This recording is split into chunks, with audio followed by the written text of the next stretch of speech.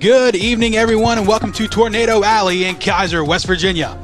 Tonight, we see the final home regular season matchup here for the 5-2 Golden Tornado as they clash with the 4-2 Petersburg Vikings. Both teams coming tonight with strong offensive firepower, so with Halloween coming closer, we might be in for a few tricks, treats, and surprises early in this one. This broadcast is being brought to you by Allegany Media, and our production is powered by the Belt Group. I'm Christopher Welch, and with me once again is my broadcast partner, Mr. Matt Shipway. Good evening, Chris. How you doing tonight? Pretty good. Once we got a couple little technical difficulties up out of the way here to start off. So Kaiser's coming into this game after a win against Jefferson. They had a very strong, balanced attack, putting up almost 300 through the air and probably another 300 or more on the ground. So I think that that's going to be kind of the main game plan going into this one. Yeah, I mean, what we saw last week was, what we've seen over the season is the passing game. And we're focusing on that passing game because, let's face it, Kaiser's not necessarily known as a team to air the ball out. Used to be just passing the ball whenever, the down called for it or to get out of a situation. And last week, what they really showed was that if you're daring them to pass, if you're going to set your defense up and try and stop the run and dare them to pass, they're up for the challenge. They're going to go ahead and throw the ball. It's a balance that we haven't seen out of the Kaiser team in a very long time. Even talking to some members of the coaching staff, they're having a lot of fun with it, being able to be a threat not only on the ground but through the air. And you kind of have to in today's game. We've been talking week in, week out about all these spread teams. Petersburg's another one. Going to be coming out here in a spread offense. Look, a lot of these teams are starting to stretch the ball through the passing game versus just ground and pound anymore. Right. And, the one piece that Kaiser continues to build on, their offense is coming along fantastically. The piece that they're continuing to build on, they got a good challenge last week from Jefferson, is their defense, most notably their secondary and coverage. And Jefferson threw the ball around on them a little bit, spread them out, and Kaiser was able to adapt and then finally switch the momentum in their favor in the second half. And tonight, again, with Petersburg spreading it out, they've seen this, they're ready for this. And it's just a matter of making sure that they go ahead and use what they've learned and keep getting better and better at that pass defense. Petersburg coming into this one at 4-2 after a loss to Frankfurt 42-20 last week. They're another team, runs a spread offense. They like to stretch the field and kind of hit it with a little bit of an interior run game. Whenever they stretch the defensive players out wide, they try to hit you up the middle with it. So I'm pretty sure Kaiser's going to be expecting that one. Kaiser has a little bit of familiarity with Petersburg here. Their former coach for Kaiser, Denver Riggleman, is the assistant coach for Petersburg. So he coached with Kaiser for 3 years from 2015 to 2018. So between that, you have a very strong familiarity between these two teams. Right.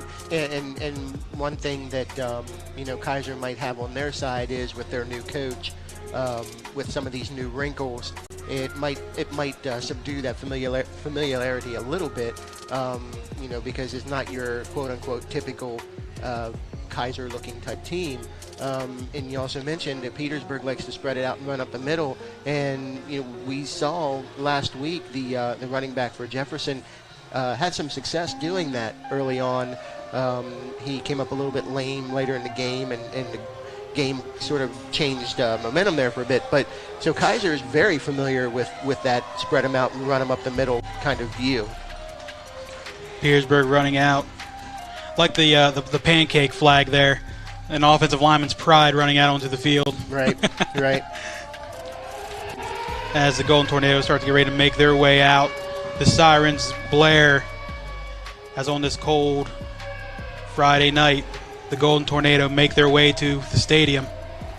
Yeah, it did cool up pretty quickly. It was 80 degrees today, and as soon as the sun went down, it started getting chillier out there.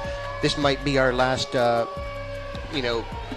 above 60 game time start, above 60 degree start. I think it's going to start chilling off here the next couple Captains weeks. Tonight for Kaiser is number 25, Josh Wheeler, number 42, Dre Allen, and number 31, Gavin Root. And the captains over on the Petersburg side. Number 24, Montana's Sindeldecker. Number 10, Wyatt Arball. Number 53, Chevy Brown. Number 52, Owen Kitzmiller. As we see Coach over on the side hyping his men up as they come out for a battle. Out comes the Golden Tornado. So as we get ready for this one, keys to victory for the Kaiser Golden Tornado is going to be continuing the balanced assault that we seen last week. If they can piece up Petersburg both through the air and on the ground, I don't think Petersburg has the firepower to keep up. Right, yeah, like that's what we saw last week until Kaiser switched the momentum. Jefferson was able to go score for score, and once Kaiser got their rhythm going, it really was they started pulling away. And I think you're going to see that maybe a little bit earlier in the game tonight against Petersburg, as long as they stick with what they did last week.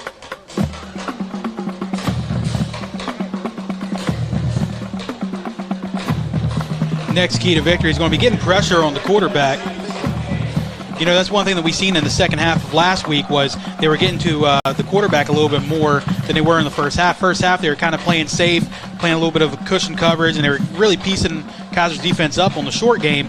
But then once Kaiser kind of dialed up the pressure and went to a little bit more of a press man scheme, they were able to break up a lot of the passes that they were getting killed with early. Right, yeah, and unless you're playing, a team that got a D1, 2, even D3 type quarterback that it's probably going to get to the next level or whatever, a lot of the times quarterbacks under just that little bit of pressure aren't able to really find the receiver quick enough. And Kaiser's got that confidence that they can get in there and shake up the quarterback a little bit, that they're not too awful worried about playing that man defense. And in the second half last week, it worked perfectly. Want to remind everyone that this game is being powered by the Belt Group. Thanks to the Belt Group for getting us our generator and powering our production for tonight's broadcast.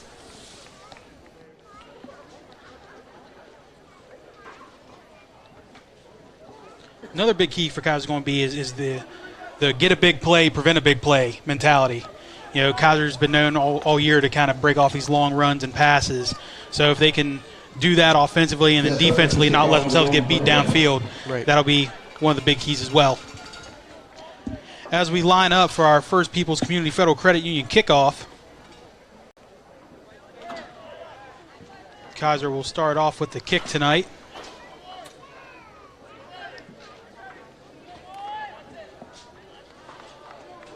We saw kind of an interesting kicking strategy last week. A lot of chip kicks and squib kicks. I wonder what we'll see tonight. See how Seth Ernest starts with this one. Another roller to start it off. Bounces off the hands of number 4, Cody Newsman. Yeah, he kind of did a little volleyball set to himself on that one. Just sort of set himself up and popped it up in the air to himself, which is probably the good thing. Keep the ball in front of you, and you got a squib coming at you. Last thing you want to do is try to reach for it and let it go past you. So he did the right thing of just soccer goalie in it right back up in the air. Cody Newsom will also be the quarterback for Petersburg tonight as he lines up in a shotgun set with 4 receivers wide. Newsom's going to roll out to his right side, and he's going to hit his receiver open. That's Charlie Mumaw, who's going down the sideline, and we tackled out of bounds.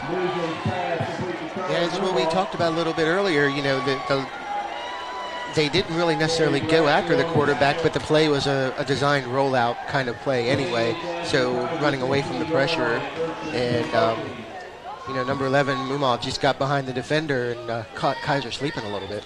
Mumaw on the little post corner route was left open. Big game for Petersburg to start off this game. Newsom with the interior handoff to number 24 Montana Sindeldecker. And Petersburg did get a little bit of a push on that line. That's something that we saw last week. There wasn't really necessarily Kaiser's defense wasn't getting pushed back as much, but Petersburg got a good push on the offensive line on that one. Gain of about 5 on the play. Newsom lines up in shotgun, single back to his left side. 4 receivers wide. Brings Mumaw in motion. Snap back, he rolls out to his left. He's looking for a man. Pressure's going to get to him, and he will go down. Yeah, he held onto that ball trying to find somebody who was open, and he didn't get to the point where he could have probably turned and ran. And I think he probably could have gotten at least the first down if he would have put his head down and run a little sooner. But he was trying to find a receiver, and Kaiser did a good job of providing that coverage right at the goal line. Newsom will lose 1 on the play as they line up for about a 3rd and 6.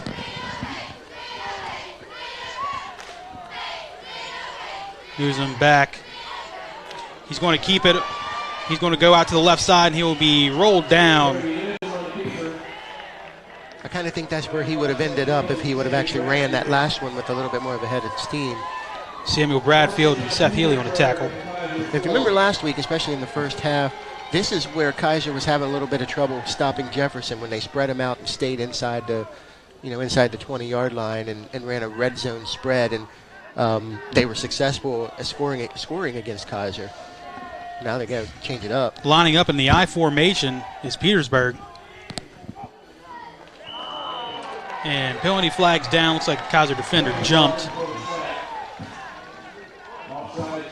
Half the distance closer is going to put him only about 2 yards away from the goal line now. And, 1st and goal from the 2 is a great place to be in if you're the offense.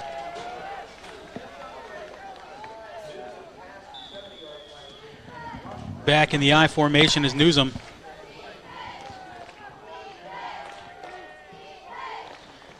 Take the snap, hand off to the tailback, and he will be in for the touchdown. Montana Sindeldecker with the halfback dive right off the right side. Yeah, that's just straightforward, follow your blocker through. Kaiser, just left enough of a hole. When you only have 2 yards to go, you don't need much of a hole to get through there. And it looks like Petersburg is going to be going for the – nope, never mind. They're going to just line up for the kick. Looked like that quarterback was getting ready to set up for a shotgun. Bring the kicker out. Snaps a little low, and it is no good. Knuckleball that one low to the right side. Yeah, I think the placement on that one just it was a low snap and didn't get it in place quick enough. I watched him kicking in pregame, and he's not a bad kicker from inside the 15-yard line and for extra points and so that was just a bad placement.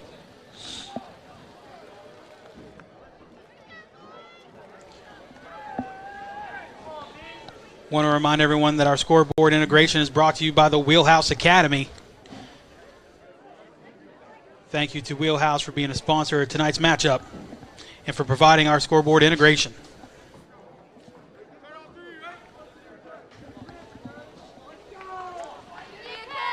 So Petersburg with the quick strike. Very similar to what we saw last week. Same offensive style, same. You hate to call it a slow start, but a little bit of a slow start on defense for Kaiser. We line up for our First People's Community Federal Credit Union kickoff.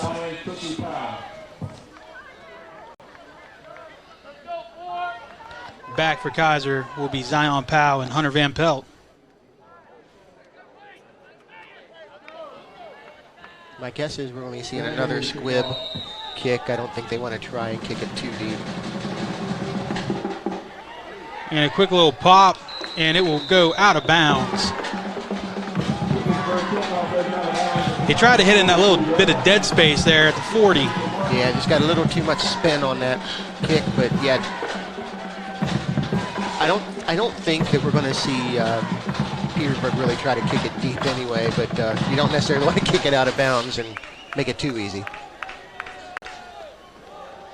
So now Gavin Root will be back in shotgun to start off this offensive possession for Kaiser at the 40. Got the sticks placed at the wrong place there. Oh, there's a flag. Is there a flag or a beanbag? Oh, that was the out-of-bounds flag. My bad. Penalty will move Kaiser up A little to confusion the on where 47. the stick, where the stick was at over there. Root back with 3 receivers. Can't do that. And early jump by the Petersburg defender.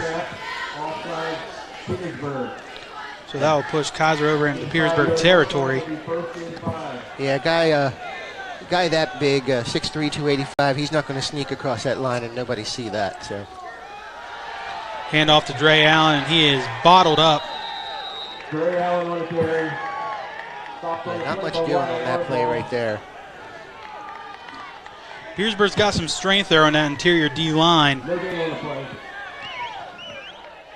Root back and shotgun once again, 2 receivers right. Motion man is Powell. He's going to hand off to Powell on the outside. Powell's going to cut back up in. He gets bounced down and will get the first down for the Golden Tornado. Owen Kitzmiller on the tackle. Moomaw was involved on there too and came up limping a little bit. Looked like he twisted his ankle. Kaiser getting back to the ball.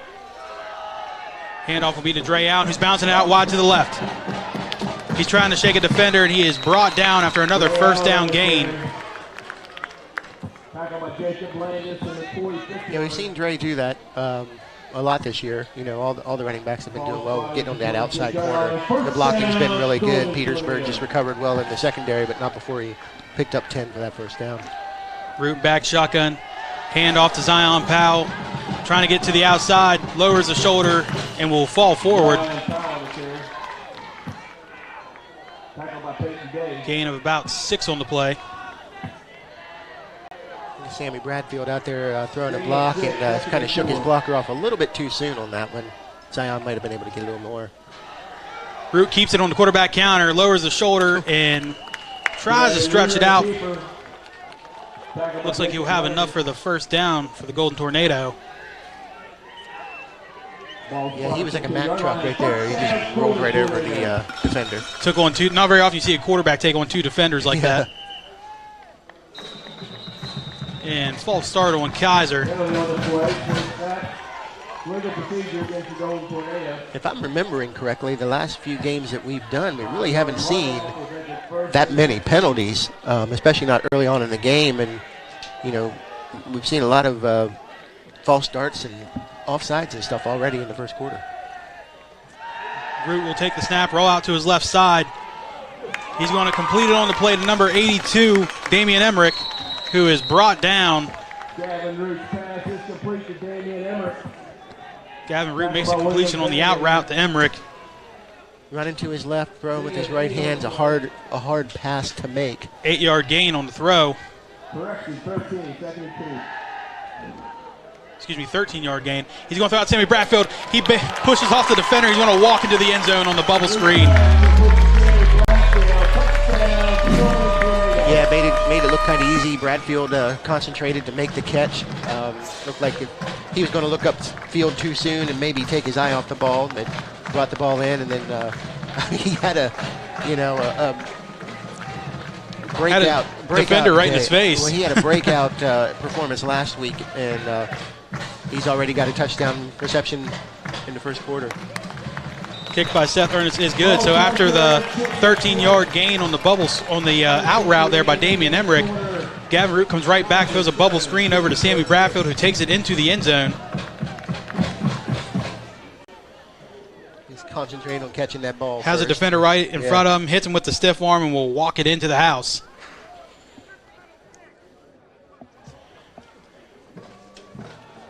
While we got a minute, let's take a word from one of our sponsors, the Wheelhouse Academy.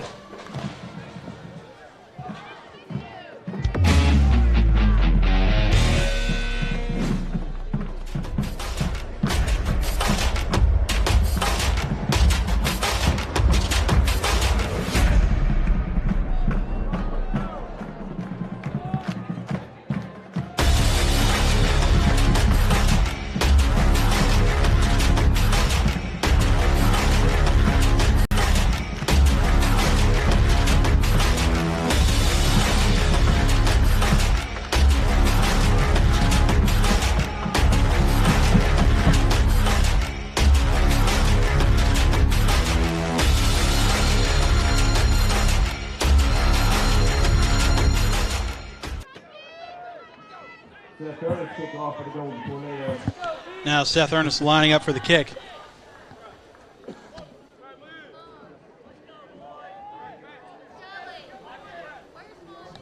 Yeah, we mentioned when Bradfield caught that touchdown pass. He had a career game last week, and he's picking up right where he left off. Kick will roll back. And it's bobbled, but brought in by Newsom. Yeah, Newsom wanted to pick the ball up and run with it and didn't realize he had two Kaiser defenders within about 2 yards of him ready to hit him, and he's lucky he just pulled that ball in. Don't worry about staying on your feet when the ball's rolling around on the ground. Just fall on it.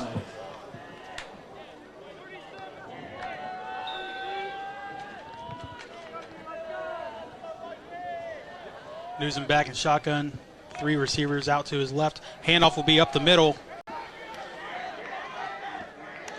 He's going to break out of a tackle. He's going to bounce it out wide.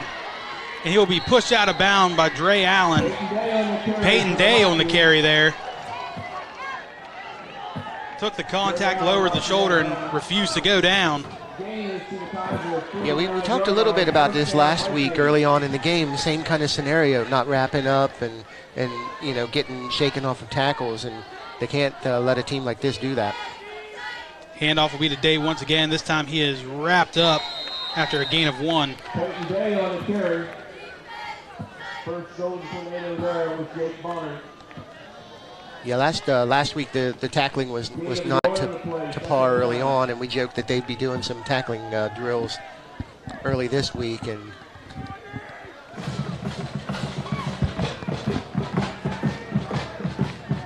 Newsom ready for the snap. He's going to keep it and tuck it up the middle, and he will be met by the Kaiser defense. Gain of about 1.5 yards. The little read option didn't really fool anybody, I don't think, on Kaiser's defense. They pretty much all stayed right where they were supposed to be, and yeah, Newsom might not be selling the fake too much, and looks like maybe the motion guy would have got a little bit more yardage than he did if he had taken that ball.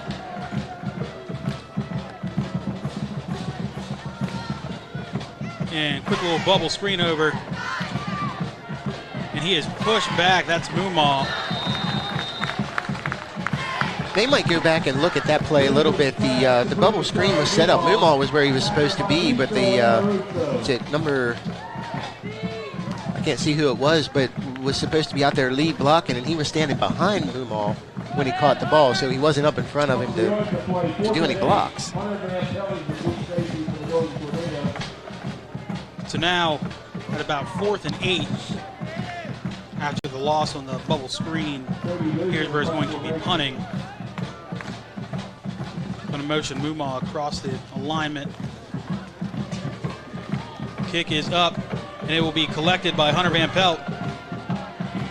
Makes a move, make a couple men miss, and then is brought down around the 20. Little risky catch there. I think the punt was going a little quicker than he anticipated. It was had some zip on it. He kind of caught it, you know, up on the side. Don't want to let that go through his hand. That would have been disastrous right there. Kaiser will start with possession at the 14-yard line.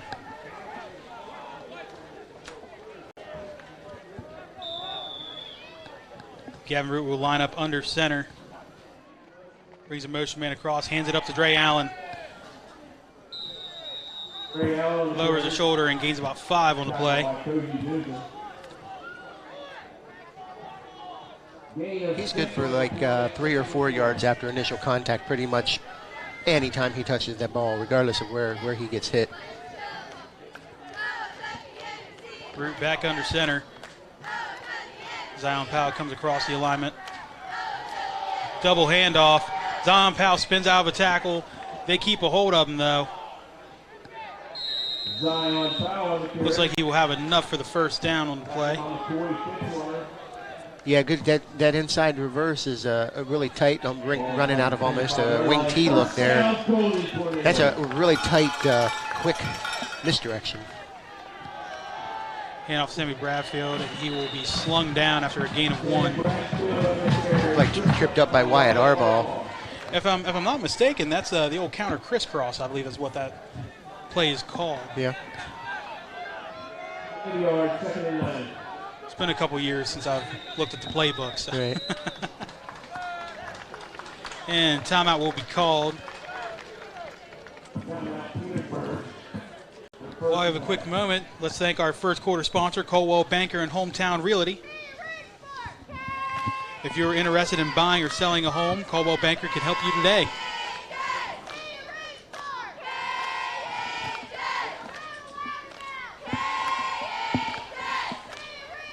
I'll say the housing market's doing pretty good. Might be a good time to go buy a house.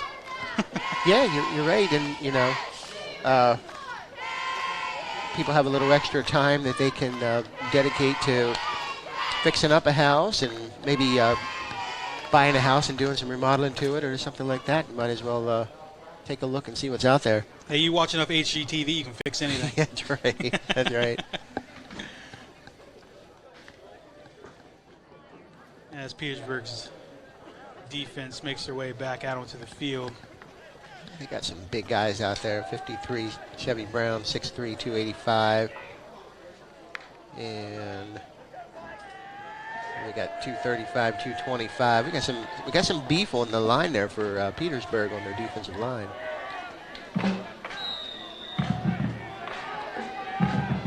Gavru will be back.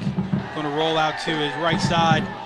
Throw to Powell underneath, who will get thrown down on the play by number 22, Peyton Day. Gain of 8. Really nicely designed, well-designed play. A couple of options for Root to pick and throw it to. Hand off to Dre Allen, and he is met in the backfield.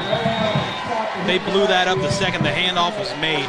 That's the second time that Wyatt Arball has been in the backfield. Last time he tripped up Dre and just got underneath of his leg, and then this time he met him in the backfield. So Arball's having a pretty good game there from looks like his defensive end position.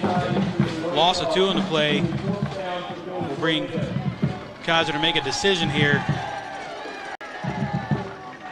And it looks like they're going to bring out the punt team. Zion Powell, not only the speedster on the offense, but he's also the iron leg, as he will be taking the punting duties.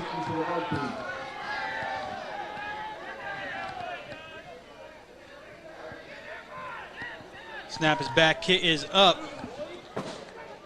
A good deep kick by Powell. That's number 26, Jacob Perez, on the return, and he will be bottled up around the 37-yard line. The only person not in on that tackle was Zion. That was because he kicked the ball.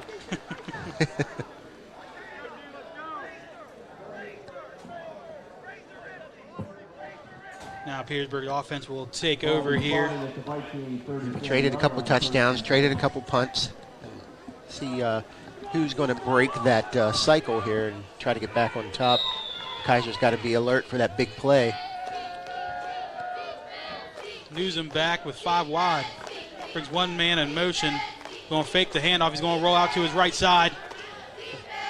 And he will gain a couple on the quarterback keeper. Tackle by Seth Healy. Seth Healy on the wrap-up. Seth Healy was a victim of bouncing off of a tackle. That time he was not going to bounce off and miss a tackle. He squared up and took Newsom down as soon as he hit him. Newsom will be back with 3 receivers out to his left side. One back in the backfield with him. Snap it back, he will hand it off. And that is number 24, Montana Sindeldecker. Rumbling, stumbling, bumbling, falling forward there. Yeah, I think it's something that Kaiser's got to keep being aware of. We saw them get burned by that a little bit last week, and they're doing a pretty good job at bottling up the receivers, but they can't forget about the middle and the running back. First down for Petersburg.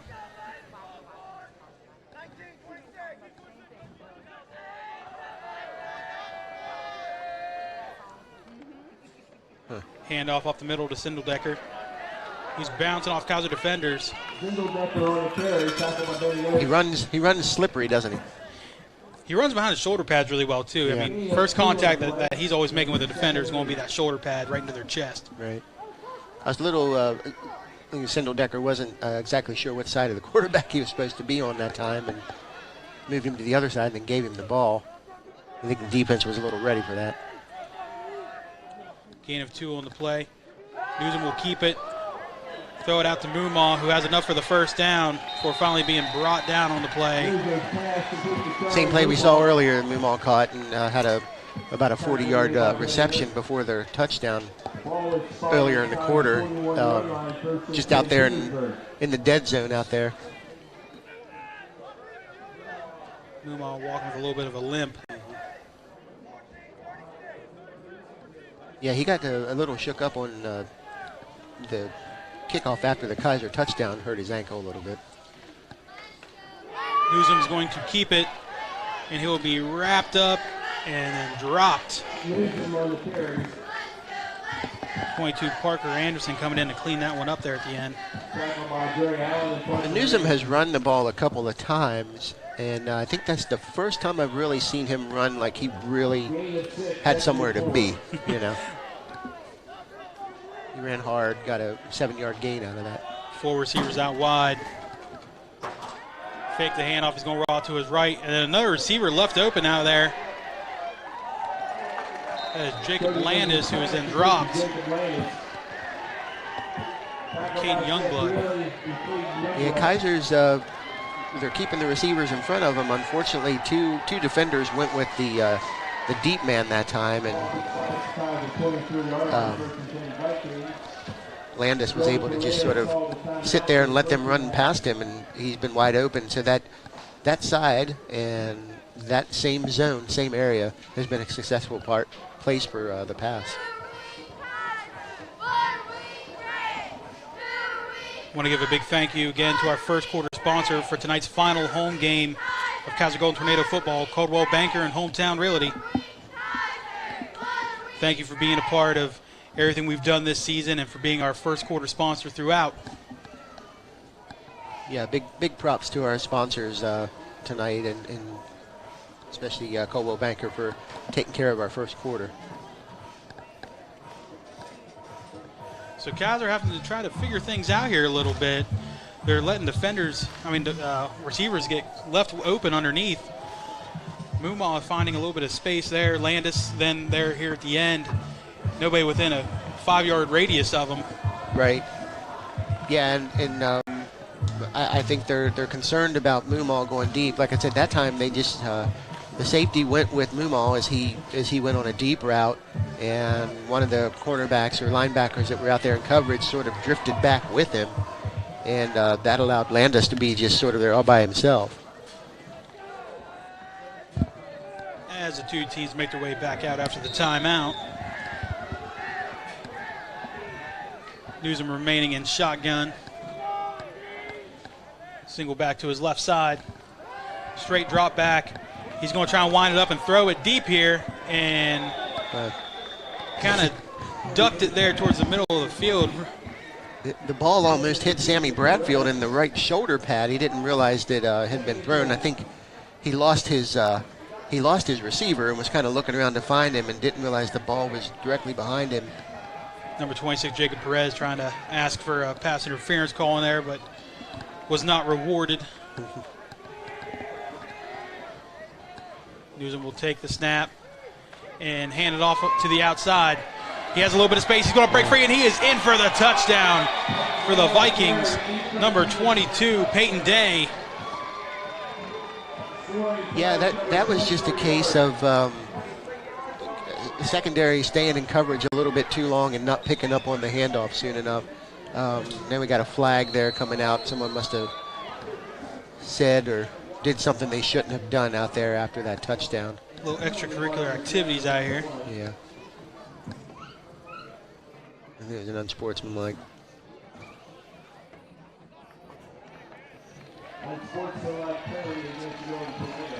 Call will be against the Golden Tornado.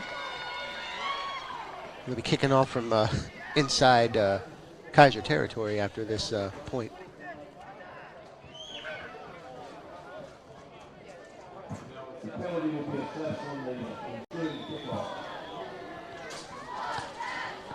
Petersburg lining up for the 2-point conversion. Runs the option. And it will be very close. The referee will say no good on the far sideline. Yeah, Kaiser was able to string that out just enough. So that touchdown play, it was a read option for the quarterback. He decided to give it to the back, who then just split the defenders. Yeah. You can see Healy came in from the outside. He was out there, with his receiver defending him, and he didn't check back in quick enough to really see that it was a handoff. And by the time he checked, Day was already running past him. Day split right down in between Sammy Bradfield and Seth Healy there as he marched to the end zone. With 1:07 left here in the first, Petersburg is up 12-7 against the Golden Tornado.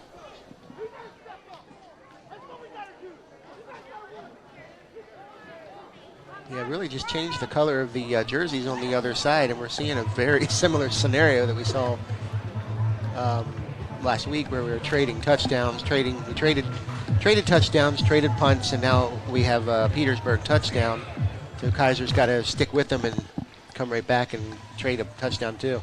While we got a moment, let's take a word from one of our sponsors. Buying an automobile isn't supposed to be hard. Hi, I'm Fred Timbrook Jr., and at Timbrook Automotive, we make car buying easy. When you buy from us, you can expect your experience to be transparent and stress-free. For your convenience, we have locations in Cumberland, Oakland, and Kaiser, which means you can get the finest cars at the lowest prices close to home. Visit us today at any of our locations to experience the Timbrook difference, or shop online at timbrook.com. Thank you to the Timbrook Automotive Group for being a sponsor of Kaiser Golden Tornado football. As we line up for our first People's Community Federal Credit Union kickoff. Kicking off from inside.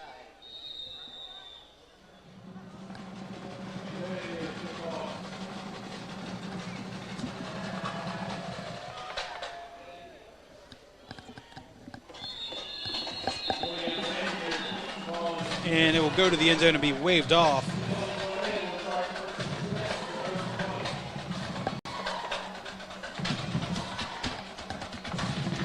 Kaiser will start with possession at the 20-yard line.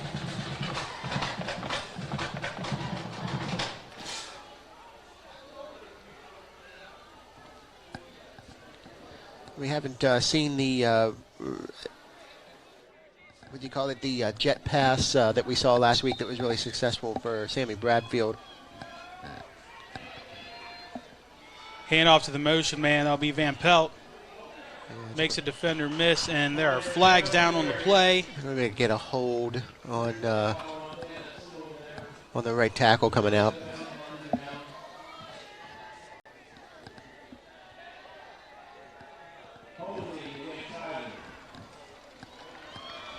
Hold on the Golden Tornado will back them up 5. Yeah, and that's not necessarily something you want to do when you're inside your own 20 and back yourself up that far.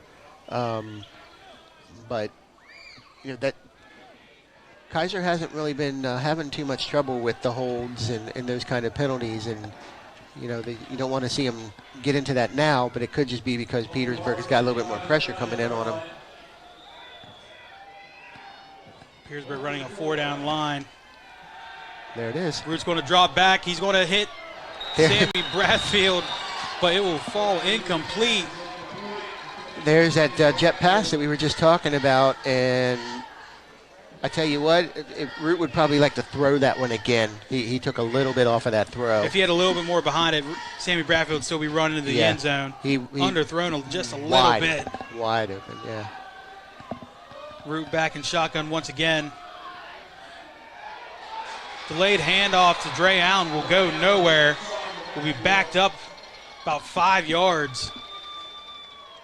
The Petersburg line has just been kind of having their way with Kaiser, pushing them around out there and getting in good penetration. That's the 3rd time that Dre Allen's been hit behind the line of scrimmage.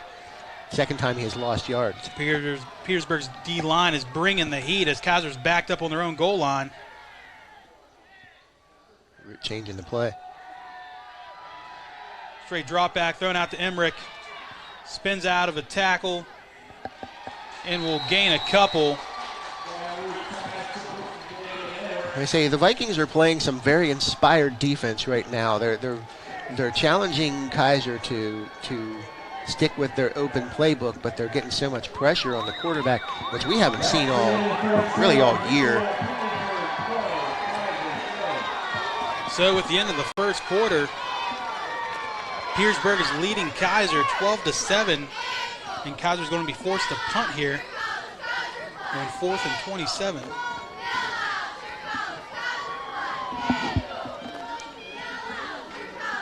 Well, we got a moment here for our quarter break. Let's take a word from one of our sponsors. Determining whether you need emergency care or not requires special training. The next time you visit an urgent care, ask if your doctor is board certified in emergency medicine. Hi, I'm Dr. Rana Matthias Monceau. I'm board certified in emergency medicine, and I'm trained to recognize when a condition may require more than just an urgent care evaluation. I believe in treating each patient individually, not just as another number. Health Matters Urgent Care. Better medicine, exceptional care. Barton Boulevard, next to the Bel Air Plaza.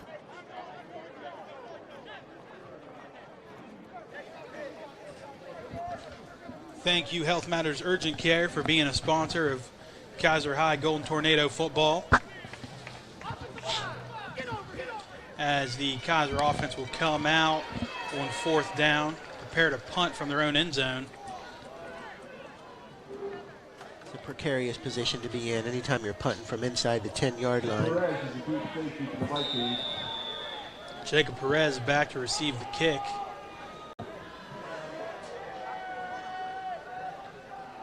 Snap goes back to Zion Powell. Kick is up. And that's what Kaiser needed out of that. Gonna get a roughing the kicker call. One of the rushmen for Petersburg plows into Zion Powell, gets the rough in the punter call.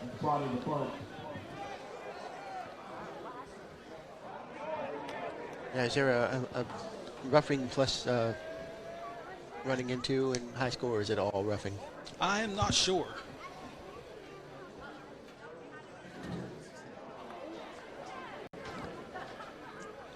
The referee's making the determination on the call. If they're having to talk about it, it must be running into the kicker.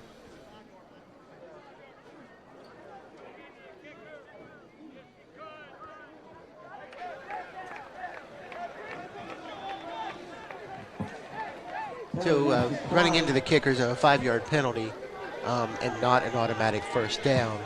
So Kaiser really didn't need to move it out to the 15 and kick it again and risk another bad snap or something like that, or a good possible return. Yeah. So they've got him, back in the Vikings are in their own territory. So Kaiser's content to go ahead and that was a good punt. They're all the way back at the 44. Yeah, 52-yard punt. Just about. Back in shotgun is Newsom. Handoff going to be a reverse. And he's going to be throwing it deep to Mumma. And the ball will fall incomplete. Bradfield is going to thank the turf for helping him out a little bit on that one.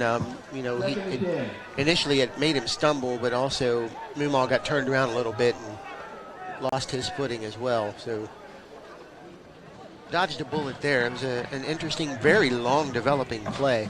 Hey, I told you, man, we're getting close to Halloween. There's going to be some tricks out here tonight. That's right, you did.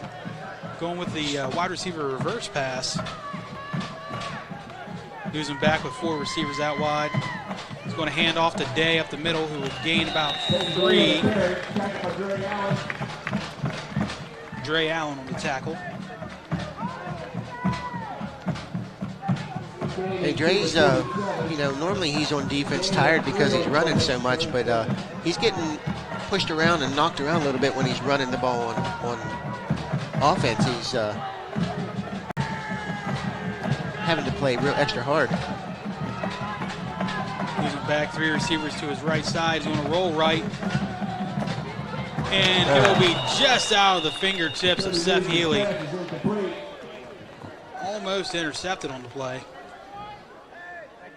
I think Seth Healy just started saying, I wish I was a little bit taller, because he would have had that if he had about maybe 2 more inches of height on there. Cody Newsom in punt formation. So 4th and 7. Hunter Van Pelt is the deep safety. Kaiser did what they needed to do. They got themselves out of that deep hole and forced Petersburg to punt after a 3 and out. Newsom, the quarterback, also the punter for Petersburg. It's going to be a place where a fake punt could be run now. Bring Mumma in motion. Snap is back, and he's going to keep it. Wide open receiver who's going to catch it. Bounces off of a tackle and finally brought down. And the Nostradamus-like mentality of Matt Shipway comes to fruition again. And, you know, I mean, I could say that anytime there's a punt happening in between the 40s in a tightly contested game at this level, you know, you don't risk a whole lot if you don't get the first down and you're still at midfield. So Newsom back in shotgun. He's going to keep it. He's going to drop the shoulder, run into a couple Kaiser defenders before being brought down. Cody Newsom on the keeper. Whole host of Golden Cornell among them. The Kaiser's Gain's about 7. Sorry. Kaiser defense needs to kind of. There's the fake punt, and you know, good grab by the big tight end there. At least he built like a tight end. Montana Sindeldecker coming out of that H-back spot on the punt.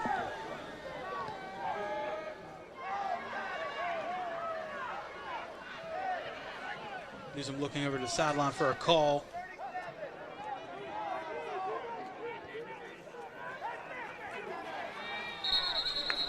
Ran out of time. And we'll have a timeout call for Petersburg.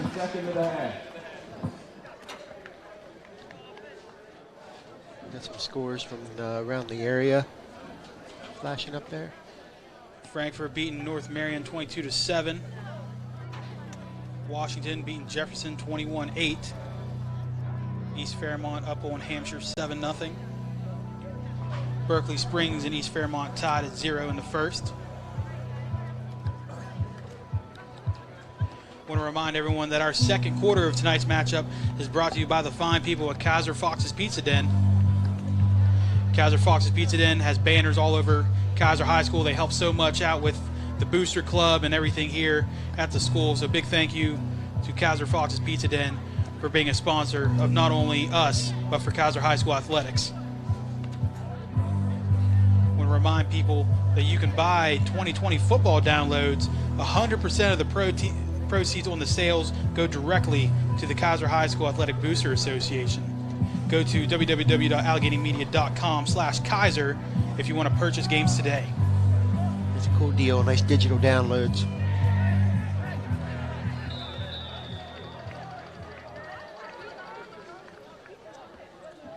Petersburg offense back out on a 2nd and 2. Snap back handoff will be today to the outside, who will get enough for the first down. He's bouncing it and will finally be brought down. Tackled by Jake Bonner. Jake Bonner on the tackle. It's good blocking outside on the perimeter for Petersburg. Vinny Oates got kind of pancaked out there, freed up Day to go ahead and pick up some significant yardage.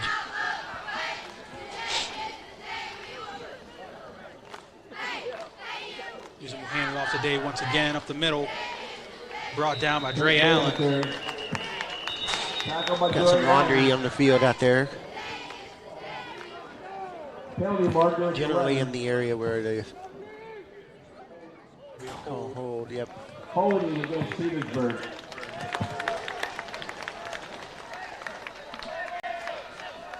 And the hold will back Petersburg up.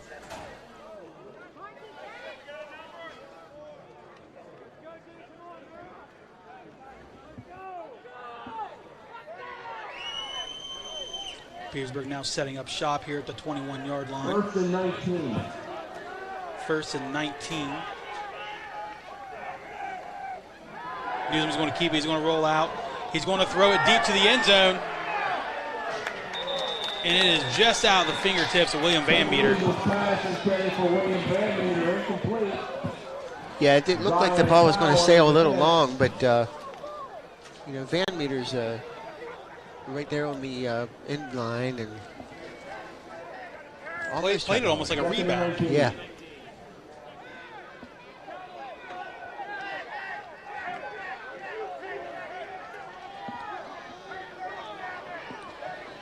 Petersburg with 3 receivers out.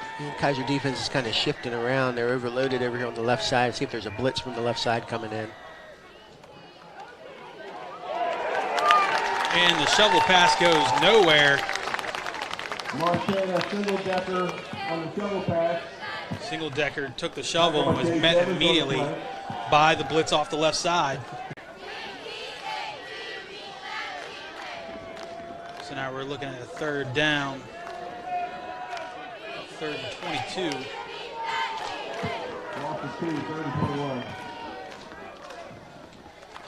Newsom will keep. He's going to roll out right. He's looking backside. There's an open receiver. He's hit, but he will slide off the contact. He gets off another one. He will take it into the end zone. Wrap. Doesn't matter how hard you hit the guy. If you don't wrap him up, he's going to roll right off of you and keep running. And that's something we saw a little bit last week against a very similar type team. And, these guys that are here running the spread offense are good athletes. You can't just run into them and expect them to fall down. Peyton Day bouncing off 2 would-be tackles and takes it into the end zone, bringing Petersburg's lead up. Kick is down, and it is good. So Petersburg extending their lead out now, up 19-7 against the Golden Tornado.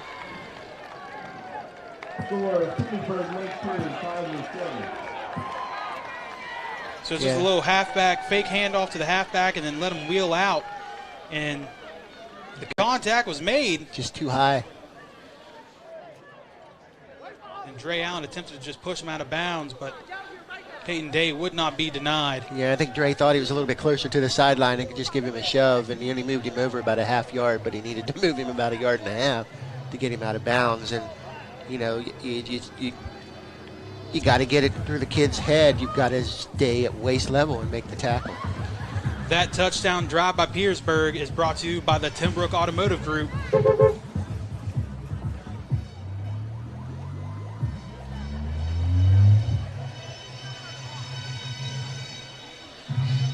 While we got a moment, let's take a word from one of our sponsors.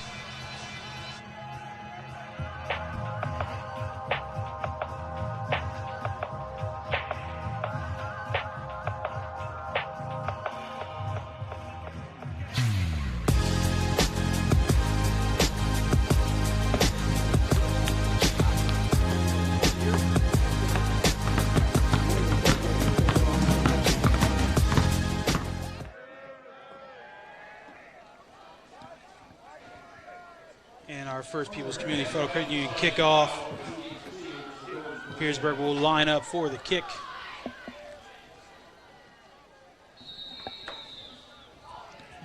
As they have amassed a 2-score lead here. And quick little pooch kick. Collected on the play by Samuel Hamrick. That play, that kind of kick can either be really good or be really disastrous, because the up man gets the ball and he's got a little bit of speed. He'll get through the line before your coverage team is there. Kaiser will now take over the possession at the 41-yard line.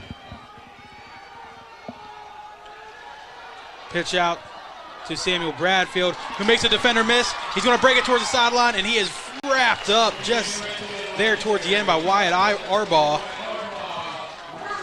A little bit of a different look there from the offense, and trying to just shake something loose and get something started, and then see what they can do. Bradfield had one man to miss. Arbaugh would not let him go. Pitch that back out the other way to Samuel Bradfield. He's going to bounce this one out wide. And it looks like he's going to have space, and he's going to be taking it to the house. Unfortunately, it's going to be a holding call against Gabe Ryan, and he's a little bit mad at himself. I think that I think the visual aspect of that hold was aided by the fact that he got pushed down from behind and then fell on the guy he was blocking, and it made it look like he pulled him down to the ground. So the touchdown run on the pitch out to Bradfield going to be null and void as Kaiser gets backed up. Kaiser, mental mistake, shooting himself in the foot here. Yeah. They like that pitch. Pitch out to Bradfield again. Takes the contact and will go down after a decent gain on the play. You know he's got to be out of breath breaking that run down the sideline and then just getting the handoff His immediately third play. again. His third play in a row for him. Kaiser running a little bit of a double wing action here. Give it to Zion Powell, who's going to cut it back in, but he is wrapped up. You know, these guys are told, you know, especially when they run that outside type of a play, they're told get north and south as soon as you can. I think Zion could have second-guessed himself and stayed outside and got a little bit more yardage on that one. Root's going to roll out to his left side. And ball will fall incomplete. Intended for Emmerich. Looks like he lost his footing on that catch. I don't know if it was thrown behind him and he tried to make an adjustment or he just slipped. 4th and 8. Definitely 4-down territory for Kaiser. They're not going to kick it here inside the 40. They got to make something happen. They need 8 yards for a first down. Ball on the 37-yard line. Root's going to roll out to his left side. He's going to keep it. He has a little bit of space, and he will get the first down. Good block there by Emmerich to free up Root to get about 7 or 8 more yards out of that run. Looked like he was going to get the first down anyway, but that was a little icing on top there to get that seal-off block. Smart decision by Gavin Root there to tuck it and go and get the first down. Right. Hand off to Zion Powell will go nowhere. Wyatt Arbaugh gets in. A messy handoff there, and I don't know if it was bobbled on the exchange or... Again, Petersburg getting good penetration in there and just causing enough of a ruckus in the backfield to change the running routes. Gavin Root back in shotgun. And flags down. Somebody moved on the line. And they're going to give it a procedure call against Kaiser.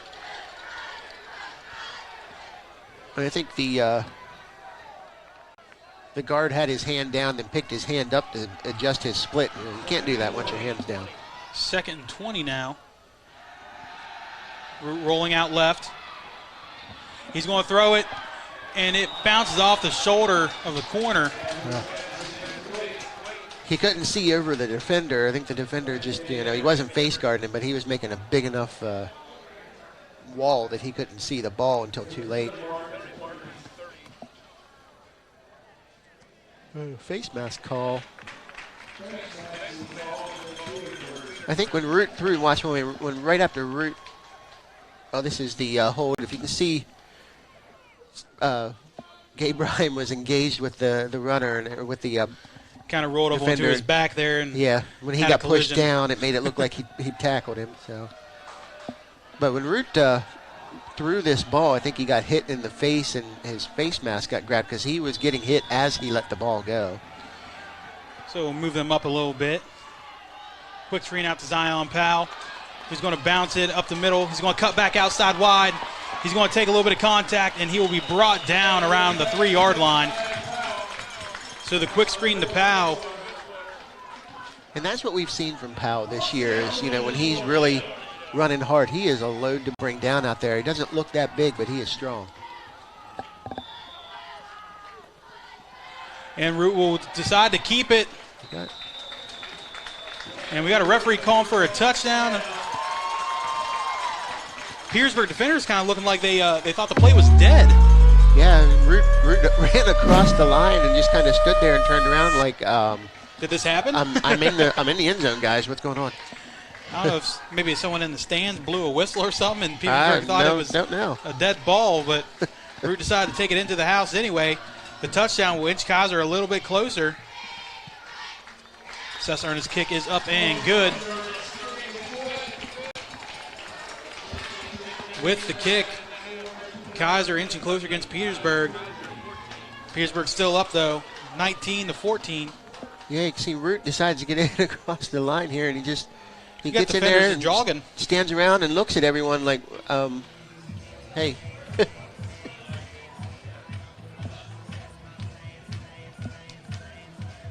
So we had a little bit of a confusion there on that touchdown, but nonetheless, Gavin Root takes it into the house, brings Kaiser back within a one-score game. Now it's up to the Kaiser defense to try to get a stop here. That's going to be the hard part, it seems, because they've been moving down the field pretty efficiently on them. Yeah, Kaiser has made a couple of nice stops. They got burned by the fake punt, of course, but they've made a couple stops and hadn't been able to capitalize. This time, they shot themselves in the foot, and made it a little bit harder than it needed to be to get down there by the holding penalties and the setbacks. But they need to build on this and keep the defense rolling. Also want to thank one of our sponsors, the First Baptist Church of Burlington. Pastor Tom Coldwell holds services at 9 a.m. You can watch on Facebook or you can listen live on 107.1 FM. Pastor Caldwell's such a good dude, man. He coached me in church league basketball years ago. Yeah. Such a good dude, good family. I graduated with one of his sons. So big thank you to First Baptist Church of Burlington for being a sponsor this season. As we get ready to line up for the kickoff here.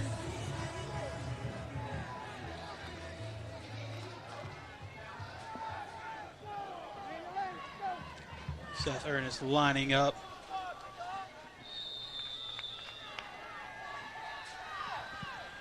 And a quick little swib kick. Ball still loose. And a Viking defender falls down on top of it. Yeah, the ball did what it was supposed to do at first and took the high snap or the high bounce and went over the up man's hands.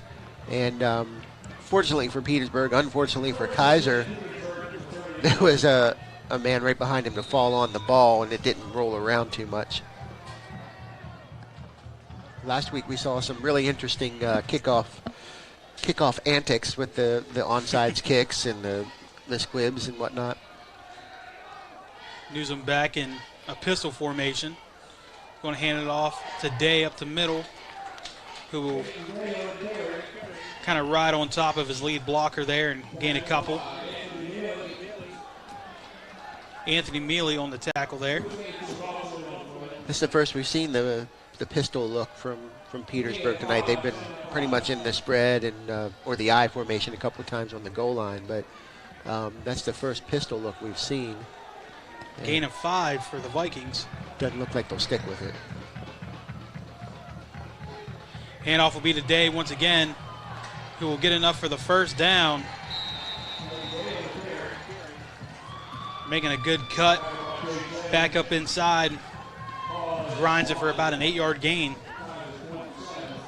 And you gotta hand it to Petersburg. They've done a good job at holding their blocks and creating those lanes for Day. He's been having a pretty productive night here. A productive night for Day. How about that? Brings a man in motion. They're going to pitch it to the motion man. And he is brought down. Jacob Perez tried to cut it back. Anthony Mealy was waiting. Good pursuit by Kaiser. It's just making him cut back to the middle of the field and being able to wrap up the tackle that time. That's been the biggest thing for Kaiser tonight, is just wrapping up on the tackles. Right. They're getting contact. They just got to get the hands around. And fake to the motion man. Newsom will keep it and will gain about 3 on the carry.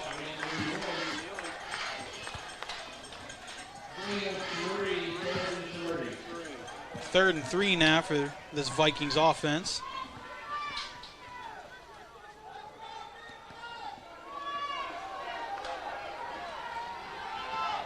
Newsom lining up with an H-back to the right side. He's going to hand it off, and he is pursued from the backside. And that's Chase Evans. There's been a couple of times where Chase has been following the play and just hasn't been close enough. That time he was able to make the initial contact in the backfield for no gain. So decision time. Petersburg deciding to go for it on 4th down here. To see if they can pull Kaiser off sides or... Well, they've only got one timeout left. Newsom getting his call. Looks like they're trying to make Kaiser jump, but it does not work. Petersburg will take the timeout. And they're content with using their last timeout with 3.5 minutes in the first half left.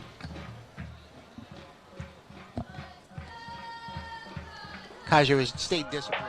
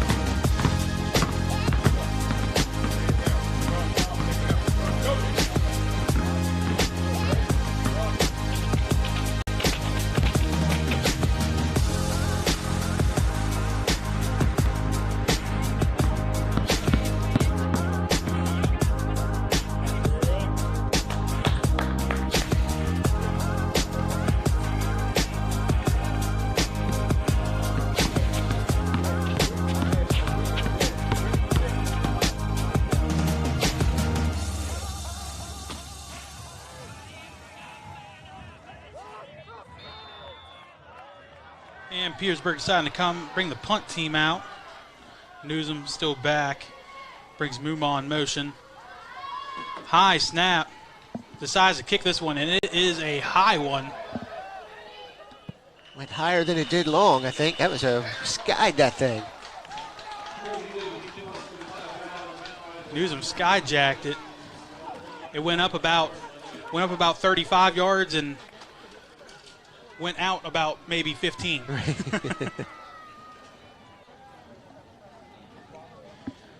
So with 3:20 here in the second quarter, Kaiser's offense taking over, trying to get the go-ahead score before they go into the half. Pitch out to Sammy Bradfield, and he will gain about 3 on the play. That was that's the play that sort of got things moving on the last drive for Kaiser. They were able to play off of that one pretty well. That one only went for 4 yards, but at least it got some positive yardage to start the drive out. Kaiser lining up with 3 receivers. There it is. And the jet pass is going to be complete to Sammy Bradfield. He's going to head to the end zone untouched. Touchdown, Golden Tornado. 74 yards, and picking right up where he left off last week with that jet pass is wide open. We've seen it multiple times last week, and here they hit it again. When it worked, a good play is a good play is a good play, and that's a very well-designed play, and then they sell the fake, and it's been productive every time. Seth Ernest lining up for the kick now. It is up and good. So Kaiser swung momentum here. Now take the lead up 21-19 against the Vikings. So now you got the dilemma. Petersburg took the timeout. Right. Now they don't have any to try to run this out. Perfect throw here. Oh, yeah. I mean, hit Bradfield right in stride. And he will walk it into the end zone completely untouched. Yeah, that's a really fun play to watch develop. You know, obviously we've got a bird's eye view up here, and we can watch it all develop, and we can kind of see it happen as it starts. But when you're down there on the field and Kaiser runs the jet sweep really well, and you see a guy coming in motion, you can't just drop back and assume they're going to throw that ball, because you got to cover the outside on the sweep. Yeah, it's gotten to the point now for me, every time I see Root fake that jet motion, I'm immediately looking towards the deep middle of the field, because I'm looking for that jet pass to come through there. They do a good job of disguising it, though. You know, they do it on the odd downs and do it on second down, and you know, do it after a Bradfield pitch, and then they'll go right back and send him down on a passing route. So it's not being overdone, even though they were successful with running it every time they did it. It's not one of those plays that are so easy to read that it's overdone. And I mean, they tried running it earlier whenever it fell incomplete, and it was another one. If Root would have put a little bit more behind it, that would have been gone too. Right. Our First People's Community Credit Union kickoff here. As Kaiser lines up to boot it down with 2:39 left in the half. And he will take this one a little deeper. Taken by Perez. Runs into his own blocker. Still finds a little bit of space. And will go down at the 30-yard line.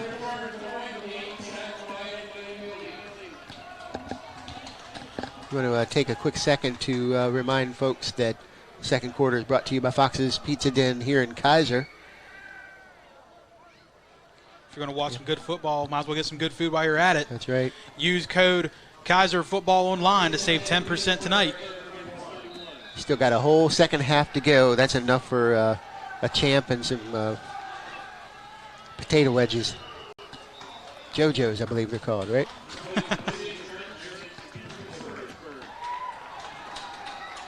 And illegal procedure against Petersburg will back them up here.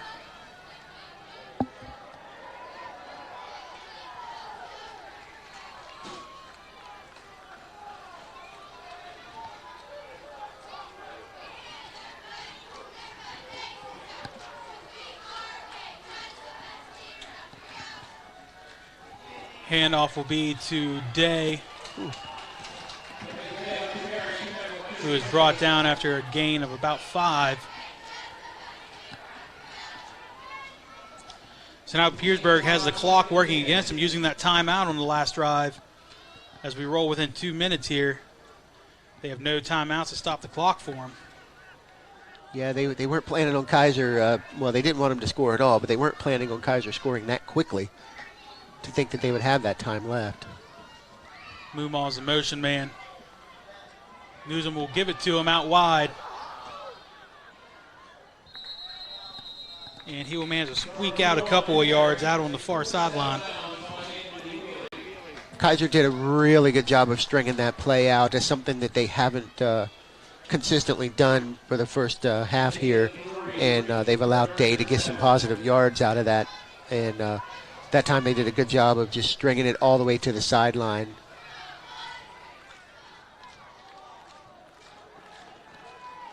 Third and 7. Newsom is back with 3 receivers, brings one man in motion.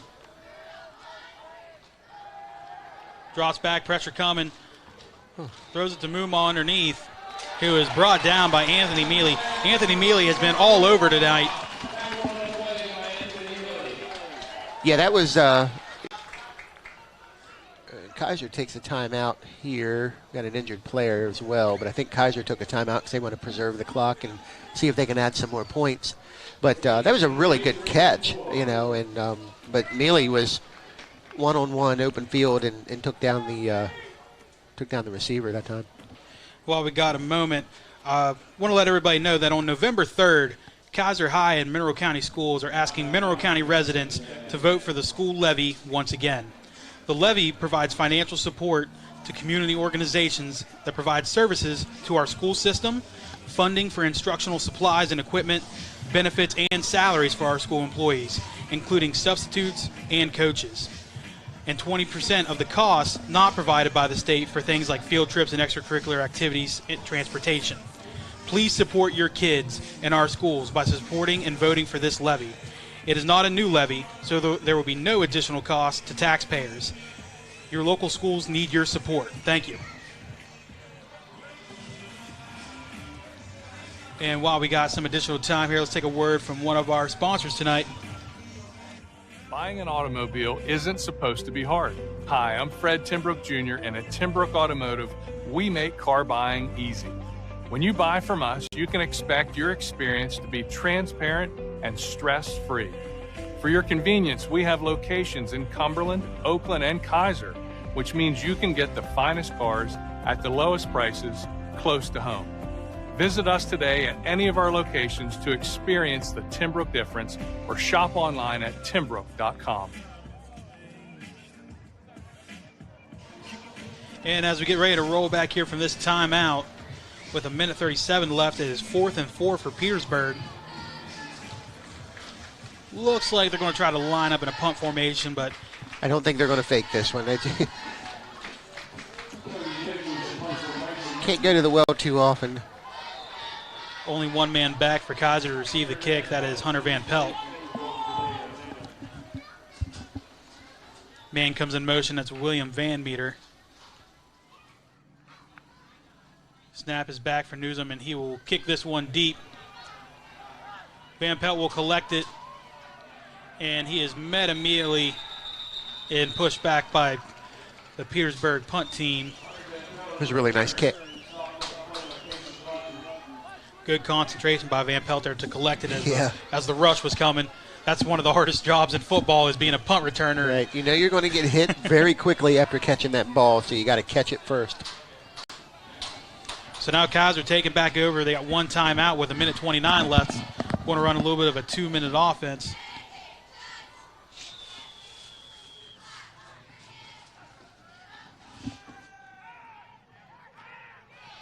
Pass completed to Emmerich on the rollout.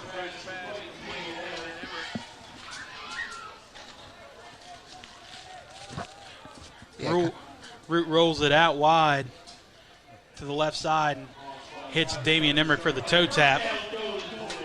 Good enough for the first down. Root going to roll out to his right this time. And ball will go incomplete.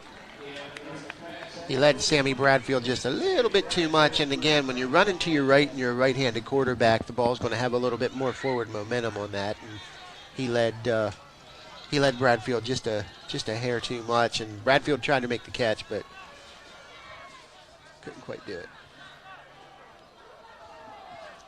Root remaining in shotgun, four receivers wide. He's going to hand off to Dre Allen, spins out of a tackle. Keeps running, bounces out of another, breaks out of another tackle. He keeps moving, and he is finally wrapped up and brought down after breaking out of about 5 tackles.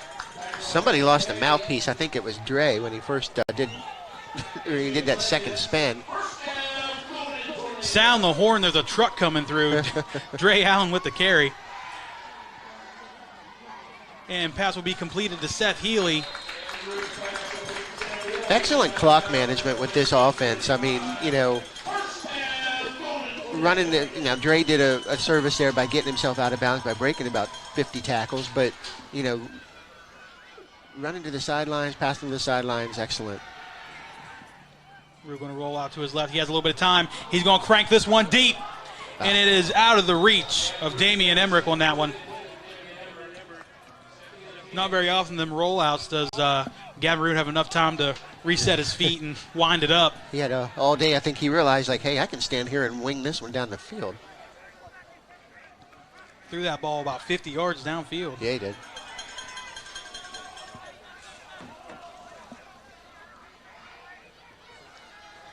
Root remaining in shotgun. Going to roll out to his left again. Ball is tipped up in the air and dropped by Emmerich.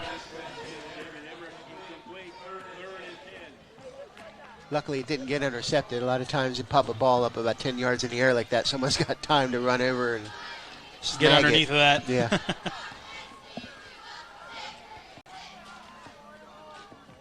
Emmerich seems a little frustrated with himself for the drop.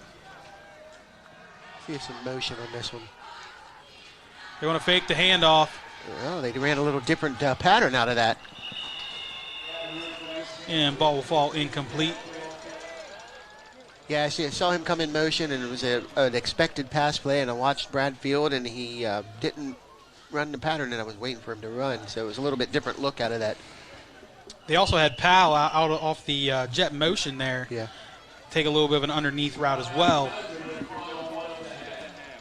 Kaiser will take their final time out of the half. This is Dre Allen's run. 1, 2, 3, 4.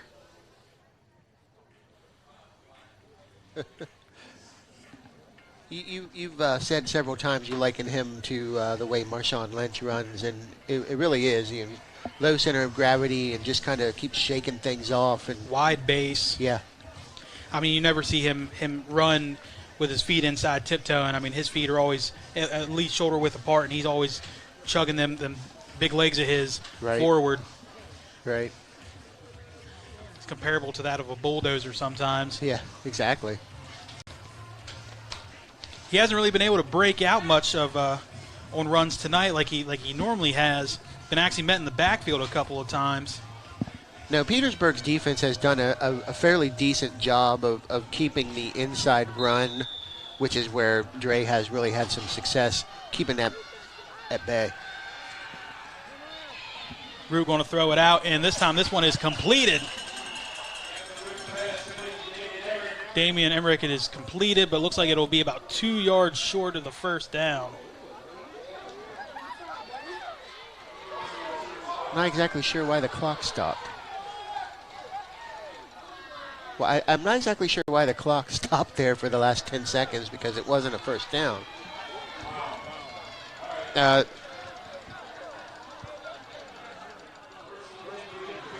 so like it's that going was to a be first and turnover 10 on Petersburg. downs.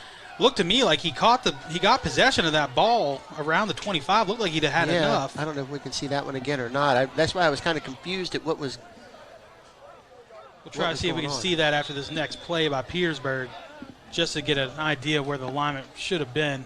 Newsom keeps it, makes one man miss, and is met by the Kaiser linebacking core. Yeah, Petersburg dodged a bit of a bullet there, and the series didn't get extended. And Newsom going to roll out. Pressure comes, and he's just going to tuck it and take the sack. And should do it for the half. Big Vito Amoruso on the sack. And the clock will run out here in the half.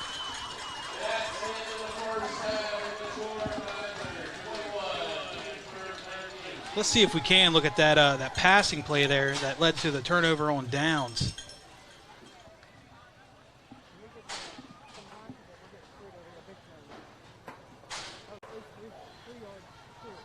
Because at least from our angle up here, it looked like he had enough from where he made the catch to get the first. It seemed like a lot of people were sort of confused on what happened there because Kaiser didn't bring their defense in, and Petersburg didn't sub their offense in right away. So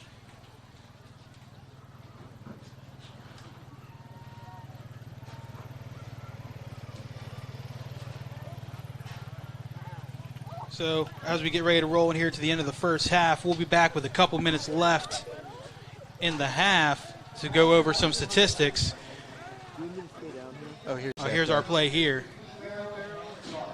See, Root throws it, and he catches that ball. Looked like he caught it on the 25. Yeah, he caught that ball.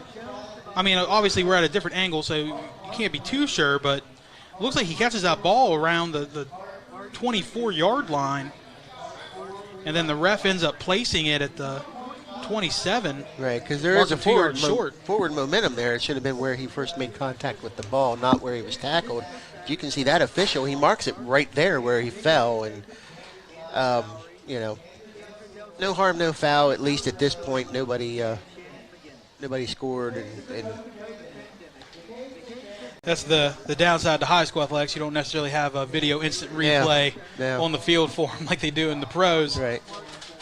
But as we get ready to roll in here into the halftime, we'll look at a couple words from our sponsors. We'll watch the band here, and we'll be back with a couple minutes left to go over some first half statistics. We'll be back after the break. Please enjoy our musical performance of Wonderland from the Kaiser High School 2020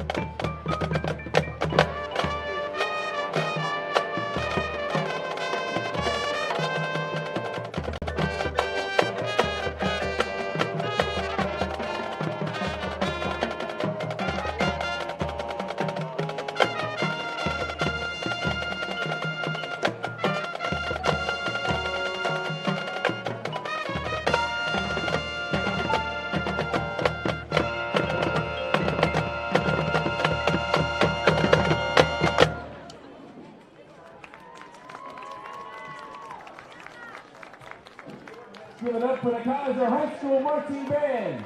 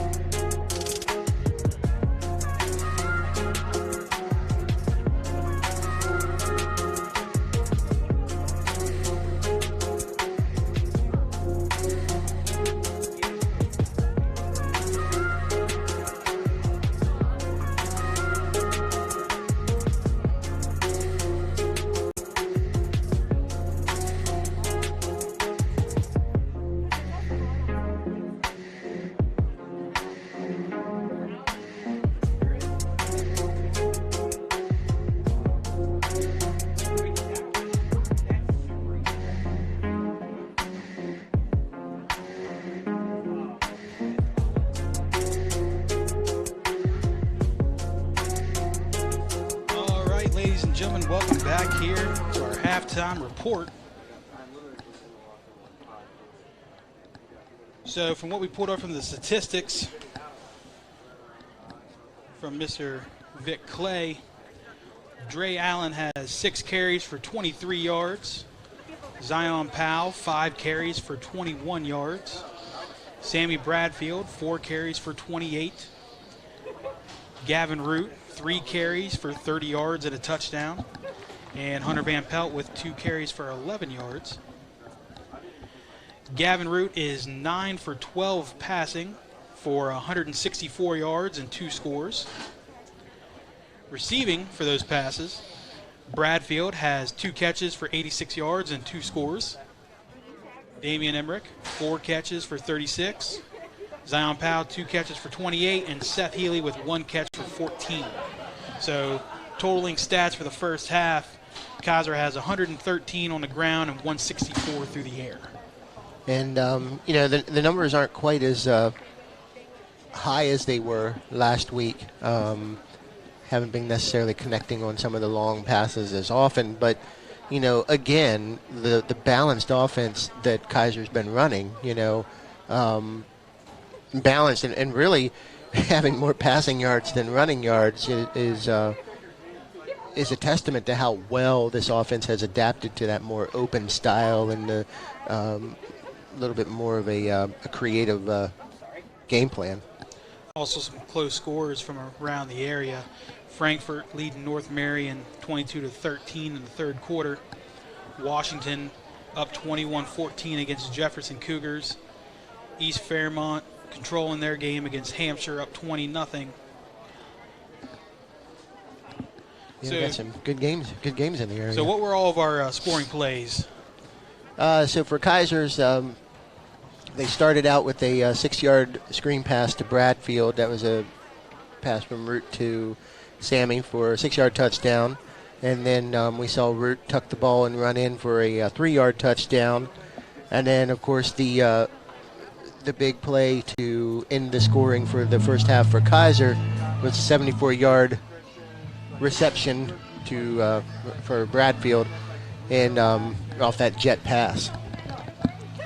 All right, so while the teams make their way out to the field, get some stretches in before they start this second half, we'll take a couple words from our sponsors and we'll get back with you. What's the time?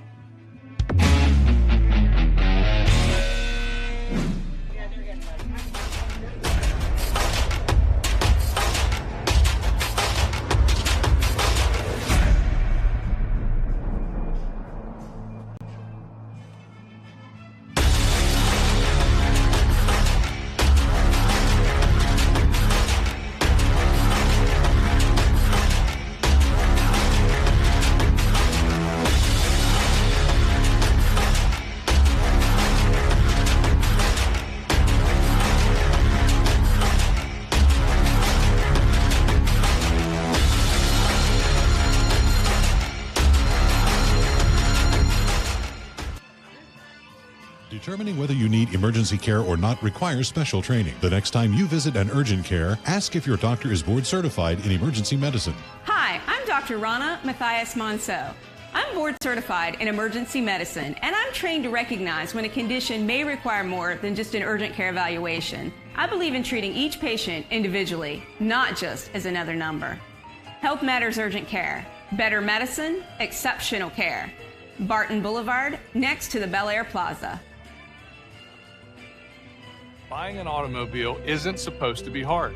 Hi, I'm Fred Timbrook Jr., and at Timbrook Automotive, we make car buying easy. When you buy from us, you can expect your experience to be transparent and stress-free.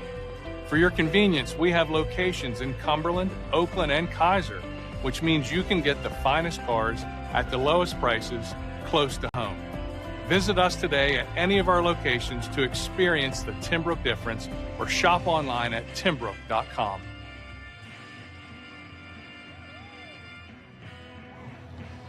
And we welcome everyone back here as we get ready to roll into the second half.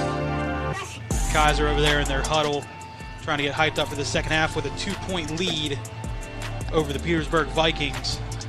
Both teams, I mean, they did it. What's the saying? They are who we thought they were. Right. Yeah, I mean, the styles and the play selection and everything's been very similar to what we saw 7 days ago here.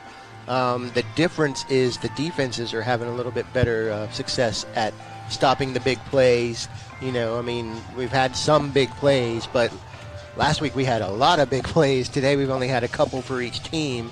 And limiting that big play for Kaiser's defense is paramount to really anything else they're doing. Their offense is getting things done.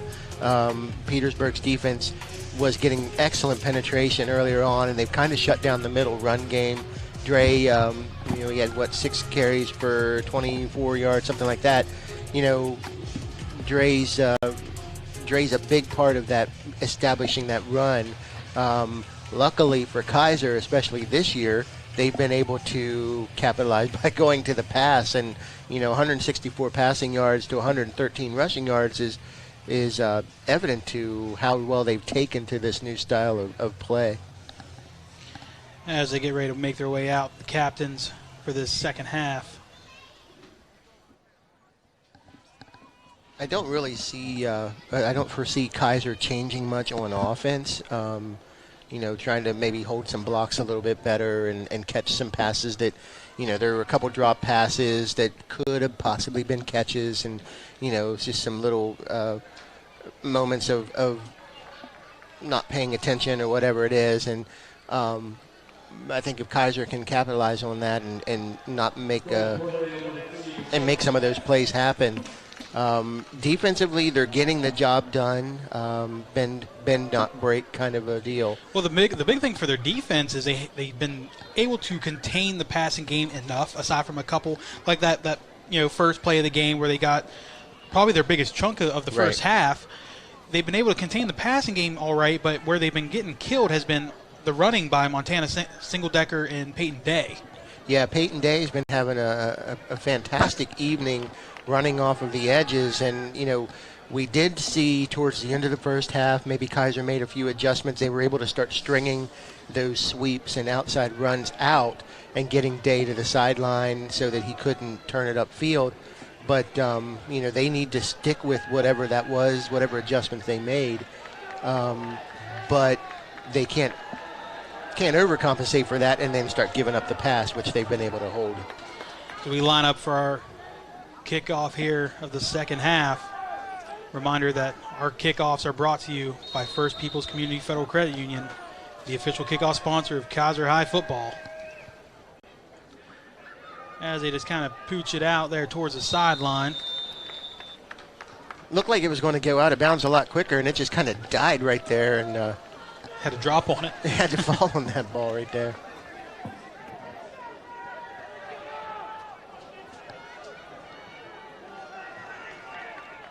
Kaiser, they started going towards the coming under center and doing a pitch to Bradfield to get things started for their last scoring drive. This time they're back in the shotgun now.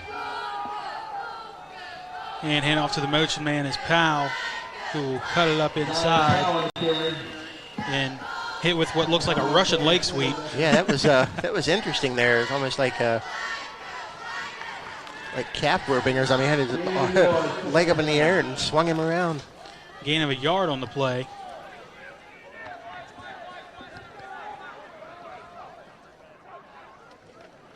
Rue going to pitch it out wide.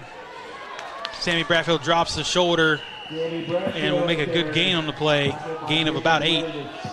They went to it one play later than they did the last time they started off with that. But, that pitch to Bradfield, not be surprised if they do a pitch to Bradfield off the right side this time. It's worked doing the back-to-back thing like that. And hand off the middle to Dre Allen, who's dragging some defenders with him. Dragging number 79, Blake Lloyd. He's only 5'10", 275. I don't know about you, but he looks bigger than that to me. He looks like he's put on a little weight since they've printed these out. Weigh-in. Yeah. Hand off to Dre. He lowers the shoulder and we'll get close to another first down. Interior pressure almost got to Root before he could get that handoff. Right, and although that was closer than what Kaiser would like to see, I think what they've done is they've been able to switch to a much quicker kind of handoff and get Dre moving upfield and sort of run behind the penetration. That time almost didn't work. They're going to fake the jet to Zion Powell. Root's going to draw back, throw across the middle to Sammy Bradfield, who catches it. First down, Golden Tornado. Yes, it's kind of like we're watching, Joe Montana and Jerry Rice, and some of the best fantastic target. It always seems like Sammy's exactly where he needs to be, and Root puts the ball exactly where it needs to go. Root's going to roll out to the right. He's going to throw it downfield to the end zone, and it will fall incomplete. Yeah, Bradfield had to turn into a cornerback or a safety that time, and possibly an ill-advised throw by Root there. I think he thought Bradfield was going to break away, and the defender stayed right with him. Root probably had the space to tuck it and gain at least a couple out of it, but decided to. He was very close to going across the line of scrimmage. Back in shotgun again, brings a man in motion. Hand off to the motion man, Van Pelt, who's going to get to the corner and be pushed out of bounds. Minimal gain, maybe 2 on the play. Yeah, now Petersburg doing what Kaiser was doing. Mark it no gain. Looks like he stepped out a little early. Stringing the play out, and the running back runs about 15 yards but doesn't gain anything. Root going to keep it. He has a little space. He's going to take it to the end zone. 25 yards. Gavin Root on that fake quarterback power. Fakes that jet and gets a lead blocker in front of him, and he is clear to the house. It's been an effective play. Root runs like a running back. He doesn't run like a quarterback who also happens to run. Well, he's got a number like a running back, too. True. So, well-executed quarterback power. All kinds of motion on the line there. I'm not sure. People jumping across and then pointing, and, this is in the NFL. You can't go across the line and come back, so they were drawn off. So that'll back Kaiser up here. Give Seth Ernest a little bit more difficult of a kick. In the NFL, if someone comes across the line and gets back and then you jump, but you can't do that there. It almost looked like the Petersburg guy came across the line first. And the ball is loose. Ernest tries to keep it and has nowhere to go. So the extra point will be no good. You see Root gets a lead block there by Vito Amoruso out in space. Nice block. Great execution there. Quarterback couldn't get the quarterback there. Newsom tried to. Vito's one of the bigger guys on that line, and for him to be able to get that, that pull and make that block in open space, that's one of the things, at the youth level that you have a hard time with teaching a lineman how to do. They just want to block the man in front of you. So whenever you get up into this high school age, and sometimes you're forced to make a block in the open field like that. Right. Vito executing very well there. There's the one advantage that a lot of our local teams have, our youth league teams have, is that they are consistent at running the guards and pulling the guards and running drills to get those guards out there that are making those downfield blocks. Let's take a word from one of our sponsors.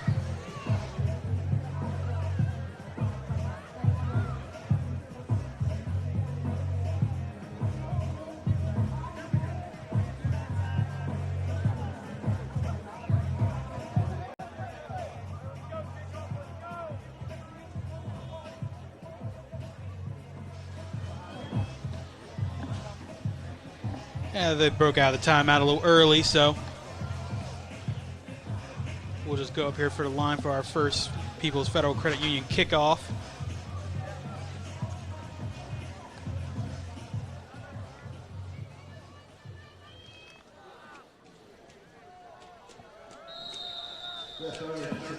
Seth Ernest lines up for the kick. And he will kick it right into the defender. Oh. And it is still recovered by Petersburg. Montana Sindeldecker almost broke that one free. We've had very few uninteresting kickoffs this season, especially these last 2 games. Yeah, that's one way to, get an onside kick, is just kick it as hard as you can at the up guy. Yeah, and it almost worked. That poor up man took it right to the teeth. And it looks Looks like we'll have a false start against Petersburg.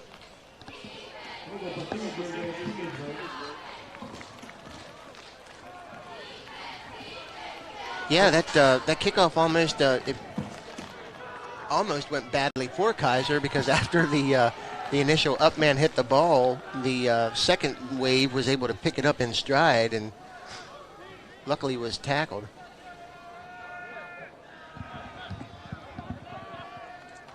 Handoff will be to Day, who will be wrapped up. Oh, he will break out of the tackle. Vito's smacking himself in the helmet on that one. He had him, and just looked like he had him by the jersey, and it just slipped out of his hands. They strung Day out wide.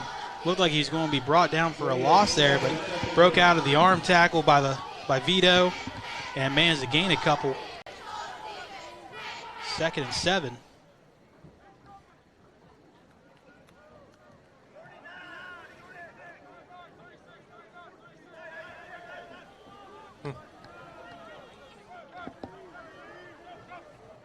Yeah, that was. Newsom decides to keep it. Well, he decided to keep it because Day went to about 3 different positions in the backfield there. He was off to his right, then he got behind Newsom like he was going to be in the pistol, and then he went back up to the right and moved up, and Newsom looked towards him, and Day was gone. Newsom gains about 4.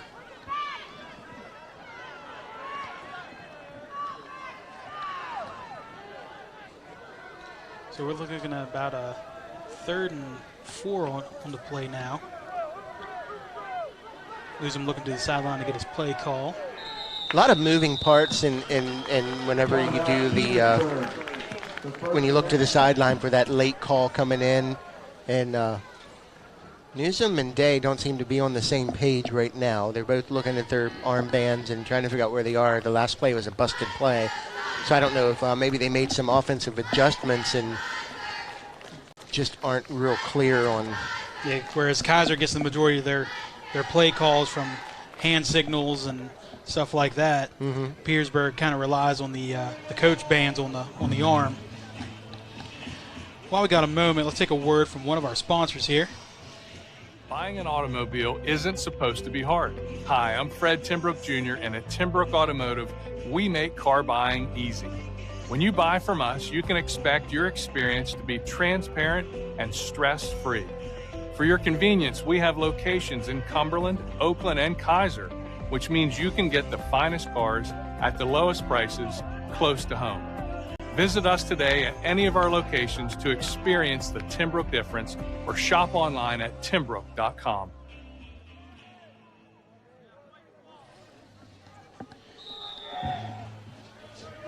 So on 3rd and 4, Newsom brings a man in motion. He's going to hand it to the motion man out wide. That's Perez. Will gain maybe 2 on the play. Not enough for the first. Perez looked like he had that football on a fishing line there. It was like going on behind him, like he had to pull it back in. Almost lost the handoff. 4th and 2. Petersburg deciding to go for it. Looks like they're going to bring in an I formation with a double back set. Be risky, be a big place for a play action. Hand off to Day, and he will have enough for the first. Like I said, they'll probably just hand it off and give it to Day. First down, Petersburg.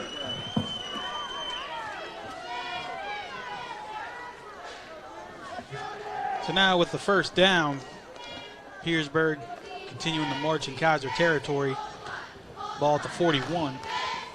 I mean, excuse me, the 36-yard line.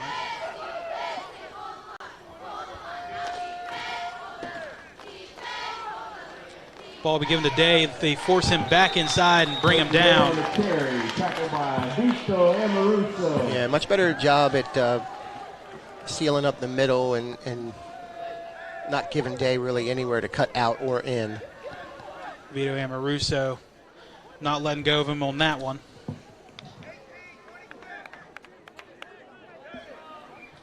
Mumal seems to be really favoring one of his ankles. He was limping a little bit in the first half. This time seems like he's limping again.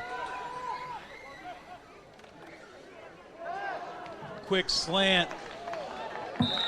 Good catch. And it will be complete to Perez. Kind of bobbled that one. Looks like he came down with it, though. Yeah, it was thrown significantly behind him, and I don't think he saw it until the last minute, or last second, but he was able to haul it in. And 3rd and 2 now. And here comes the pressure, and he will throw it away. Might be a grounding call there. Depends on, I mean, there was a receiver in the area, but he obviously was throwing it away. Close enough, I guess. So 4th and 2 now. Newsom had a free rusher, and Chase Evans coming right at him there. Back to the I formation is Petersburg.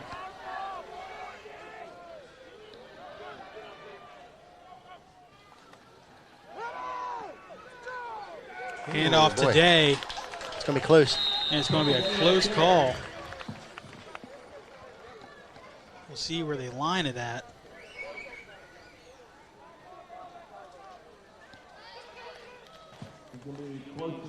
Amoruso is trying to point to the other direction, saying Kaiser ball. Much nicer spot on that play than there was for the play at the end of the first half for Kaiser on that. And it looks like we're going to try to get an official measurement here. Yeah, it's too close to call from this angle. As we bring the sticks out. And they're going to stretch it out, and it will be short.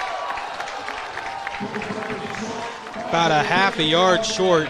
Kaiser will take over.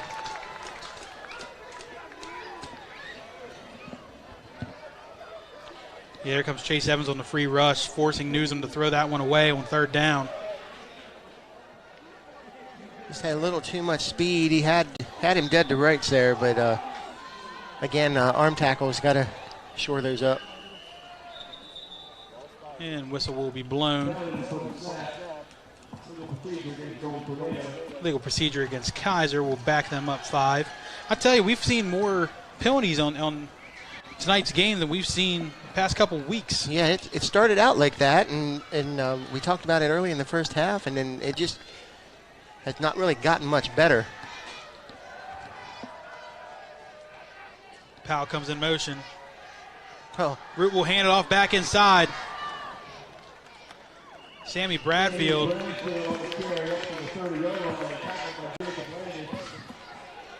Gain about 9 on the play. Bring Kaiser back into a favorable position here on 2nd down. Hand off to Dre Allen, who will take the contact and get the 1st down on the play. Dre running a little stronger there on that. He got bottled up in the first half and didn't get a whole lot going, and seems like he's running with like a man on a mission right now. He's trying to wear down the defense. Root going to roll out. He's going to dump it off. And Sammy Bradfield lowers the boom on the defender. Will get the 1st down. Something you really notice about this Kaiser offense is, different players step up at different times. We called Zion Powell's name a lot earlier in the season, and he's been contained better. Now we were calling Bradfield's name. There's always someone there waiting to make a play. Quick screen out to Powell. He's going to try to break it towards the sideline. He has a little bit of space. He takes the contact and will get the 1st down.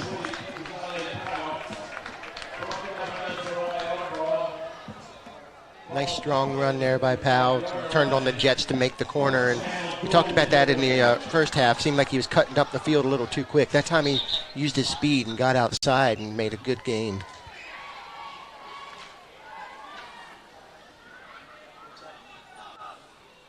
So Root's in shotgun. He's going to take the snap here, hand it off to Dre Allen. Dre Allen's going to take the contact and be thrown down. Want to let everyone know that this drive is being brought to you by the Timbrook Automotive Group.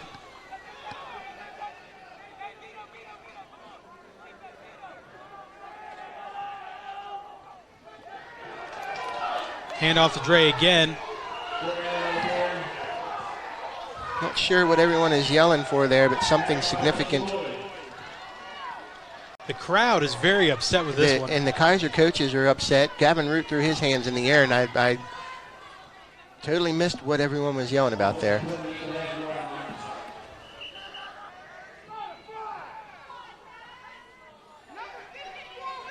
The crowd is very vocal, and the officials are discussing something out there. We have a replay of the last play that we can even tell what happened.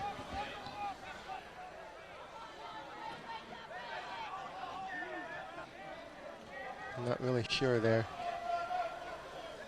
The people were not happy with something. We got 3 receivers out wide to the right side. Hand off to Dre up the gut. Wow. He's going to keep dragging defenders forward. He drove forward and landed on top of Owen Kitzmiller there, and then Kitzmiller rolled over with the ball in his hands, but Dre patted him on the helmet and said, "Nah, he's already down." Root going to roll out to the right side. Plant his feet, throw to the out man. He breaks the tackle, and he's going to shimmy in for the end zone. Touchdown, Damian Emmerich making the defenders miss. 25 yards on that, and good throw, good catch, and good move. That was a good play. Coach is hitting him with the chest bump. Emmerich takes the comeback route, breaks off the initial defender, and then manages to shimmy his way in between.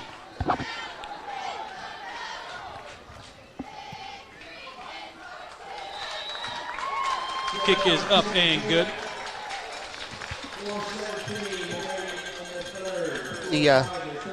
There's that play again.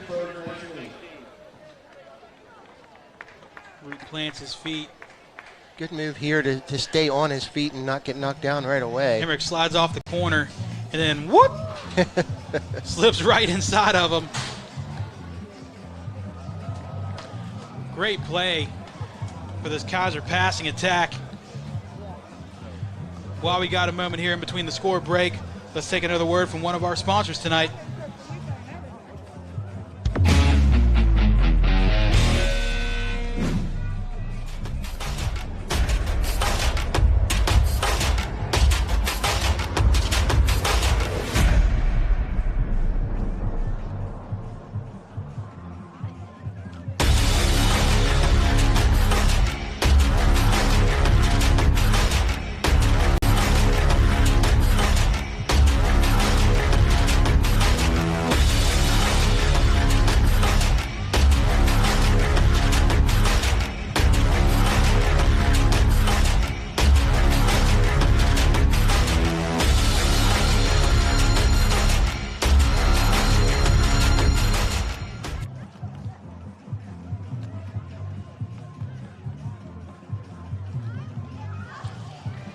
As we line up for our first People's Community Federal Credit Union kickoff. Kaiser stretching a lead out here, up 34-19. What kind of kick are we going to see here? So we've seen the Kaiser coaches pretty vocal, upset there as Petersburg's defense was making their way off. And a hard shot there.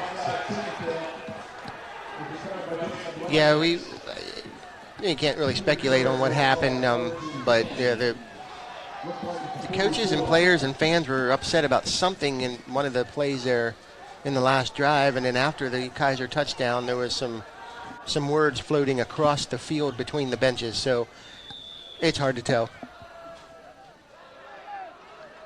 Petersburg lining up in a 4 wide. Handoff's going to be to Day, who is then forced back inside and then met by the Kaiser front line. And I think Kaiser is running on whatever the emotion is that bled over from that previous drive. I think they're trying to use that as some fuel to keep their defense pushing hard against this Vikings offense.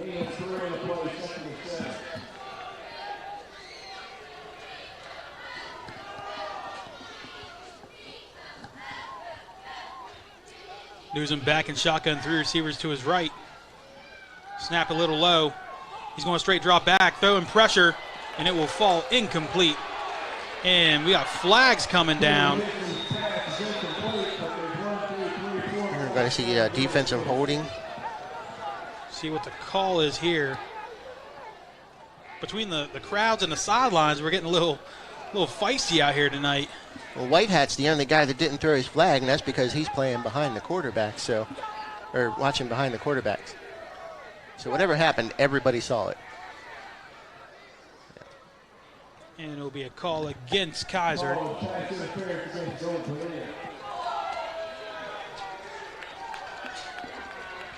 And that's truly unfortunate because, A, it gives them the first down, but also, you know, Kaiser had some pressure on the quarterback and actually got in his face and made him. That ball was not going to be caught because he couldn't throw it to where he wanted to throw it. So we received word on what the issue was with the play that worked everyone up. Petersburg had 12 men on the field, and the referees never called a penalty for it. Oh, okay. So handoff will be faked and then thrown deep to a wide open receiver. Touchdown, Jacob Landis. It's a 38-yard touchdown pass.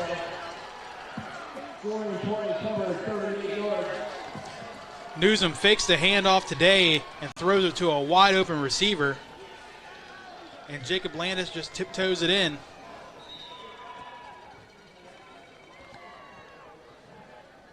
Yeah, Kaiser was running hard on emotion and had what seemed like a good defensive play, get called for that pass interference, and then Petersburg capitalized on it right away.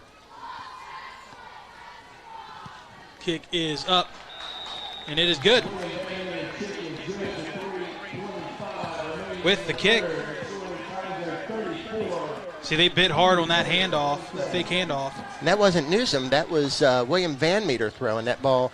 And I'll tell you why I thought so, and I wanted to see the replay, is because he threw it left-handed. And I thought, wait a minute, I don't remember seeing Newsom throw left-handed. So, yeah, that was, it looked like number 1. Number 1, William Van Meter threw that ball. Also want to remind everyone that our third quarter tonight is brought to you by Kaiser Fox's Pizza Den. Why enjoy just some football? We can enjoy some good food too. Use code Kaiser Football online to save 10% on your order tonight.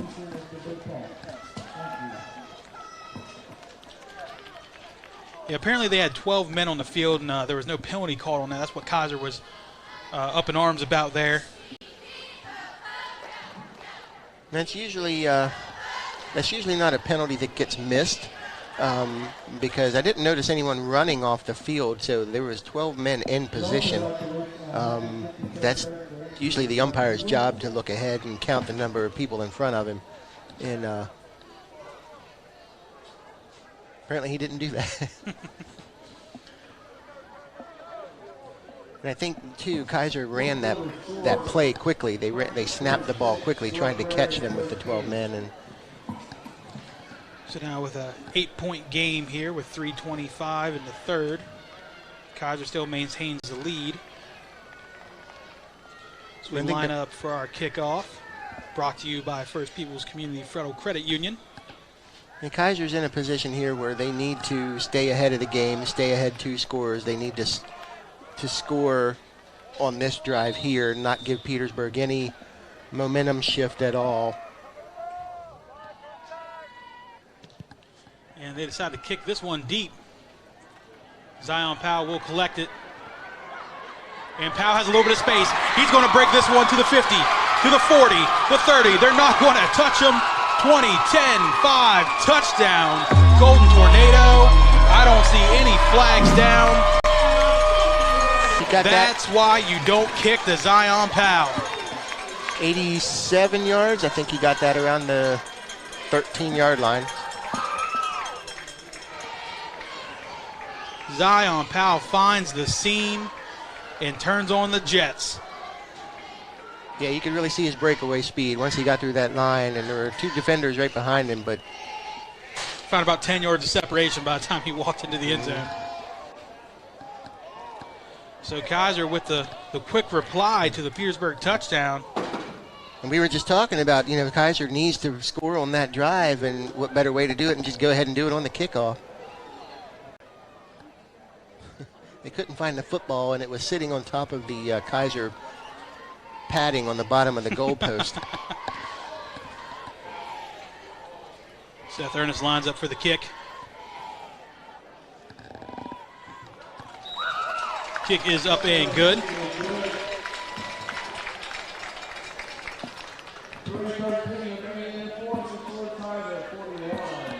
So Kaiser stretching out their lead now, up 41-26 with 3:13 in the third. While we got a moment, let's take a word from one of our sponsors for tonight's matchup.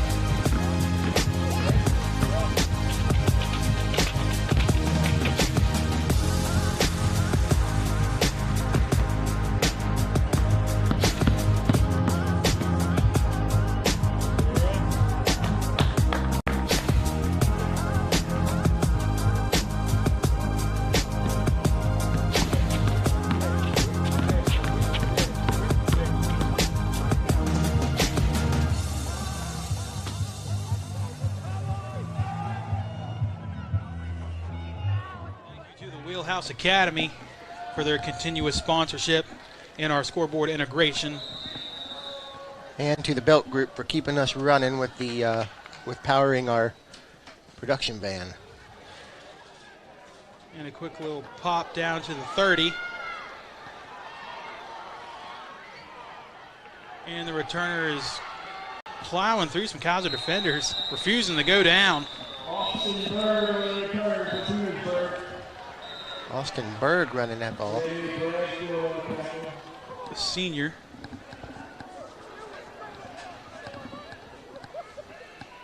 Yeah, that second wave of guys on the kickoff team don't get to run the ball a whole lot and receive it. And when he got it, he took advantage of it and had a pretty good return. Yeah, I mean, he only got 8 yards from where he caught it, but he made Kaiser defenders fight for it. Yeah. Newsom back in shotgun.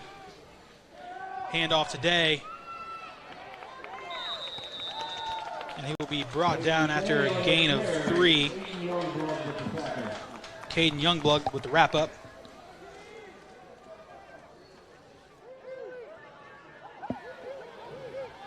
We got 2nd and 7 now for this Vikings offense. Newsom fakes a handoff. He's rolling out to the left side. And the ball's up in the air, and it is intercepted. Zion Powell comes down with it. We've got a late flag coming out here. Someone said something, but how about Zion Powell going up and just wrestling that ball away? He was like, I'm going to take this, and there were 4 hands on that ball, and then when it ended up, Zion's were the only 2 left.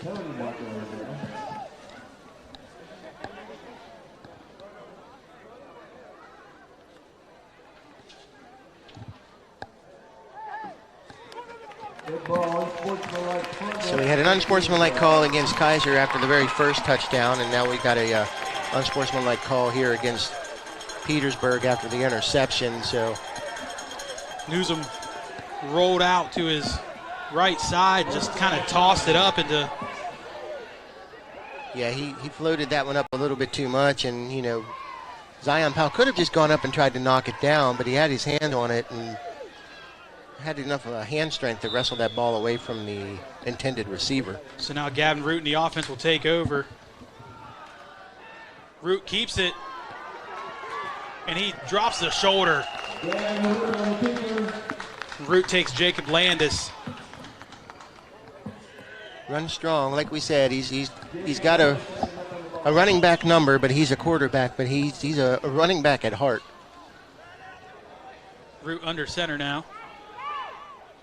Brings a man in motion. He's going to hand it off to Dre Allen, who's going to bounce off some defenders. He keeps the legs moving and falls forward. Ran about 5 yards backwards there, didn't he?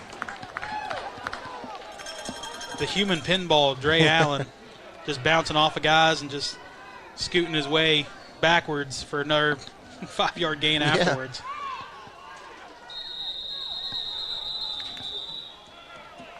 Yeah, Petersburg called a timeout before the snap there.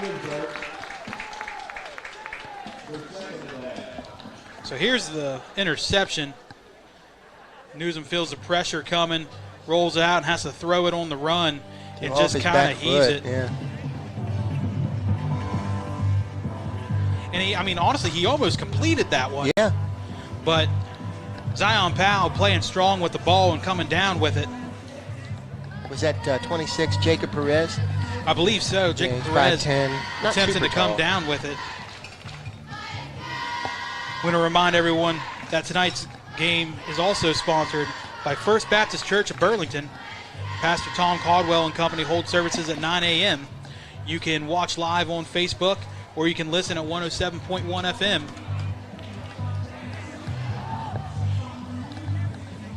So the turnover, Kaiser's got a big lead now. They've been able to extend it out a little bit. And now the turnover, they have a chance to even put them up by almost a 3-score game now. So this is almost a put-away drive, essentially, here late in the third. Yeah, definitely. They can score going into the fourth quarter up by 3 scores. It puts Petersburg in a much more dire situation where they're going to have to take more shots down the field, and things happen like the Zion Powell interception and stuff like that. Root under center. Going to hand off to Dre Allen, who's fighting through blocks. He's going to keep going. He breaks off of one defender, bounces off of another. Dre Allen takes it to the house. 35 yards. Dre Allen just, you can't stop him right now. Rumbling, stumbling, bumbling right. football. Dre Allen will not be denied. If you do not wrap that man up, you are not bringing him down. No, he very easily could have been tackled for about a 2-yard gain and turned it into a 35-yard touchdown run.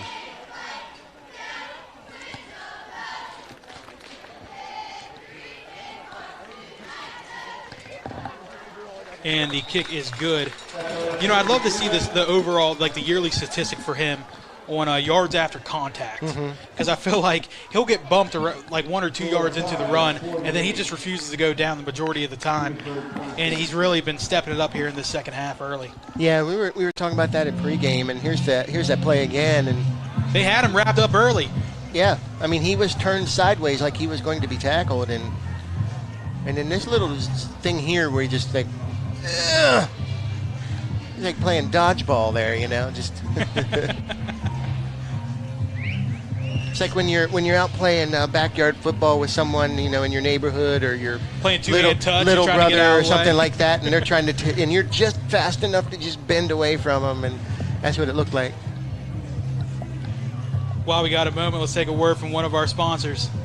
Determining whether you need emergency care or not requires special training. The next time you visit an urgent care, ask if your doctor is board certified in emergency medicine. Hi, I'm Dr. Rana Matthias Monceau.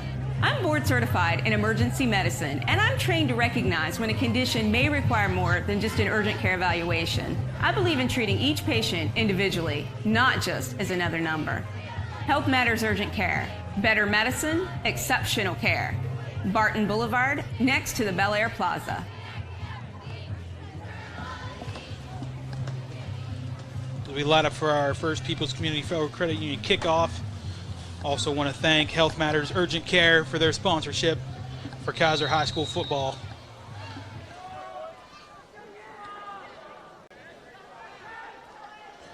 As Seth Ernest lines for our kick, he will take it deep, collect it in around the 9-yard line. And Perez trying to run behind his blockers, but eventually brought down about the 26. The Kaiser defense just needs to come out here and keep up the intensity they had off the previous drive where they stalled out and then caused an interception.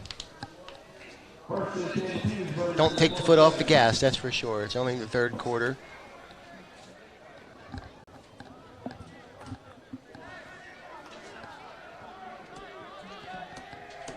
Kaiser with a 4-down lineman set against a spread look. Ball's going to be dropped, and it will be recovered by Kaiser. So we've got 2 Petersburg drives in a row have been stymied by turnovers, one through the air and one on the ground. And the handoff is bobbled, and Vito Amoruso will pick it up off the ground and take the possession back for Kaiser. And it looked like Day had the ball. I don't know if he was trying to switch hands or what. It just looked like he just dropped it, like it suddenly got really hot. Who drops back. He's going to heave it deep to Emmerich, who catches it. Looked like he turned and went over the pylon, but I think they're going to call him out. They're going to call Emmerich out at the 1-yard line. The 1-inch line. It really looked like he turned when he caught that and went over top of the pylon. And Damian Emmerich thought for sure that that was a touchdown for him. If we had replay, that would probably be a touchdown, but we do not. Well, I mean, we do. We do, but I mean, high school football does not. We'll see here if they punch it in. Hand off to Dre Allen, who just takes it in. Touchdown, Golden Tornado. Dre Allen on a 1-yard carry. Finally got his touchdown tonight. I'm surprised we haven't yelled his name that many times. He took the contact, and the defender still kept trying to tackle him even after whistle blew, and he just held the ball out there like a statue. Yeah. And fell down with it. As Seth Erdis lines up for the extra point kick. Kaiser has really blown up here in the second half. Kick is up and good. Let's try to look at see if we can get the replay for that touchdown grab by Emmerich. Almost. Well, almost touchdown grab by Emmerich. We think it was a touchdown, but we'll see what we got whenever we can get it up. Yeah, because it looked like he was able to stretch it out over the pylon, at least from our angle up here in the booth. Yeah. But, I mean, eyes on the field. We don't have those, so We'll see what we got here. Here's that pass play. Really delayed throwing this thing. He took a shot there at the end. And Emmerich catches it. Oh, yeah. I feel like that was a missed call. I think there. It would have been, yeah. But, it's okay. They scored one play later. I'm sure that... He has that ball reached out across the pylon. But I think, the only bad thing about that play is Emmerich didn't get to celebrate the touchdown. Dre Allen did a play later, but, it was a good catch. It was a really good catch. Damian's going to go home tonight and be like, Mom, I got robbed. Yeah, that's right. But the score will put Kaiser up 55-26 with 1:18 left here in the third.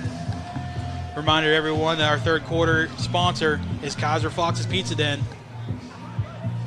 Big thank you to Kaiser Fox's Pizza Den for not only sponsoring our broadcast, but for being a sponsor for all Kaiser High School athletics. Use code Kaiser Football online to save 10% tonight. As we get ready to line up here for the ensuing kickoff, Seth Ernest will line up. We'll kick it back to Perez, who's going to try to bounce it out wide to the left side, and finally wrangled around the 30. We started off this game and pregame and early on talking about how similar Petersburg was to Jefferson that we saw last week, and we saw a lot of similarities in the game plan and the game style and the progress of the game. And what we've seen, same as last week, is Kaiser just kind of took over the ball game late, mid-second half. Snap back. Ball will be handed off, and then brought down in the backfield will be Day. Loss of about 4. Vito Amoruso. I think I kind of see what happened with that fumble on the last play where Day dropped it. Whenever they do that sort of read option, he holds his hands back to shield the ball and then has to pull his hands up. And I think when he did that, he just maybe bumped an elbow. You never know. He just dropped the ball. Yeah, ball security is one of them tough things whenever you're running a read option because it's very hard. That time, William Van Meter. I was thinking they might try to throw the ball there with Van Meter back in there, the southpaw that threw the long touchdown pass. Van Meter listed as a wide receiver, but playing quarterback right now. Petersburg's got a couple younger guys out as well. Got number 7, Kason Rogers. Number 14, Maximus White. Out of receiver. And as we end the third quarter here, I don't know which coach that is there in the red hat, but they got to put him in a uniform because he has some wheels running down the sideline there. He has been fired up since that 12-man on the field no call, and ever since then he has been out there smacking helmets and chest bumping and really getting this team fired up. And you know, the team has been very motivated, and I think you were talking about that earlier when you were talking about the coaching change and everything. And the students, the players, just they feed off of that enthusiasm that's coming from the coaches, and you can see that the coaches are right there and feeding off that same emotion.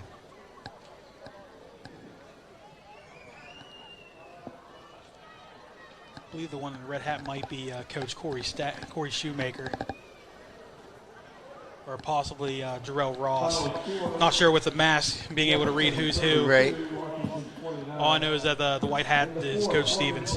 I can tell you the orange hat is, I think, Coach Steckman. Yes, I believe so. Known him since he was a little kid, so I kind of recognize him. Petersburg got a shotgun set. Van Meter going to throw a little screen out. Oh. And will be wrapped up and brought down by the ankle. First we really called Benny Oates' name. On defense, he's been bottled up in pass coverage out there.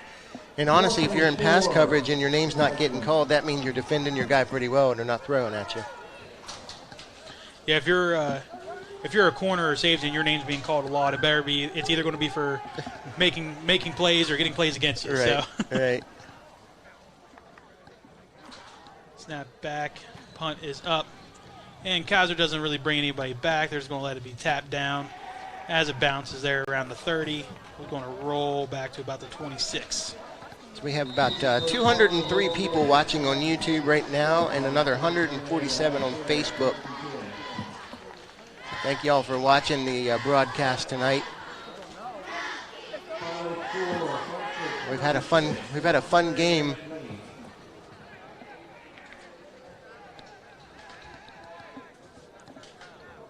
Scores around. Frankfurt beats North Marion 36-19, and Jefferson comes back to beat Washington. And Sammy Bradfield making a couple men miss and finally wrapped up and brought down from behind.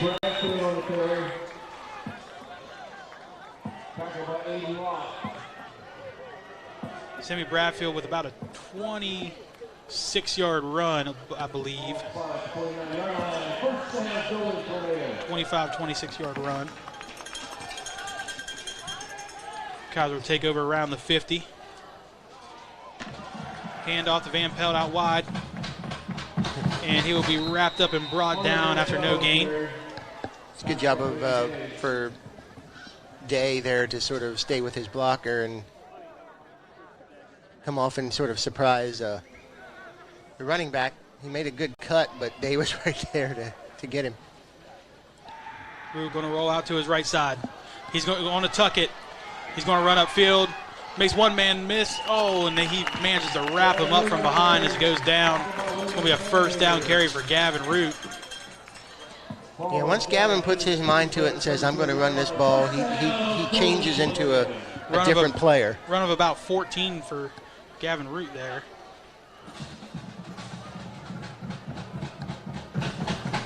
Brings a man in motion. He's going to drop back. He's going to keep it. He's going to roll out to his left side, and he's going to dump it off outside. And it's going to be complete.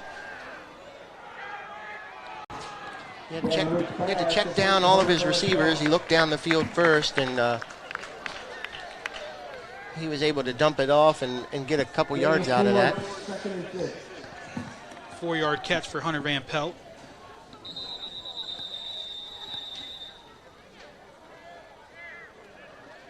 And it looks like we have a Petersburg player down.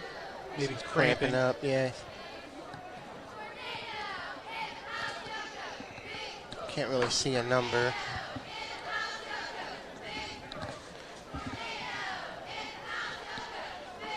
We have a player down with an injury. While we got a moment, if you have an injury, contact our good people at Health Matters Urgent Care. They will take care of all your immediate health needs. If you also need a flu shot, I believe you were talking about how they have a real nice service of, kind of drive in. Yeah, you just go up, you give them a call, they come out, get your information, and you just wait in your car until they call you back, and very minimal contact, so you can you need to wear your mask when you go in, but very good at the social distancing and making it expeditious to visit them. And the player. So Day was the player that was down.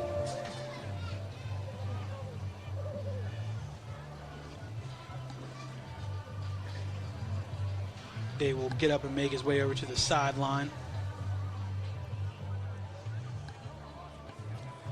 As Gavin Root comes over with the offense on this second down play call.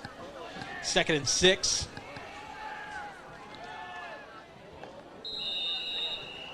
Only a couple yards there for Dre Allen on the carry. Dre. Dre Allen gains about 2 on the carry. One of the few times tonight we've seen him actually get tackled by the guy that initially made contact with him. We're going to roll out, and he's going to throw it out to Sammy Bradfield. Technically, I guess that would be a run for Sammy, since it was he threw it to him behind him, so that technically be considered a pitch. It's just sort of a different style of almost an option, but it's an overhand toss. Overhand toss. Shovel pitch type deal. Handoff's going to be to Dre Allen. Dre Allen Allen will gain maybe 1.5 on the play. on the 46 level.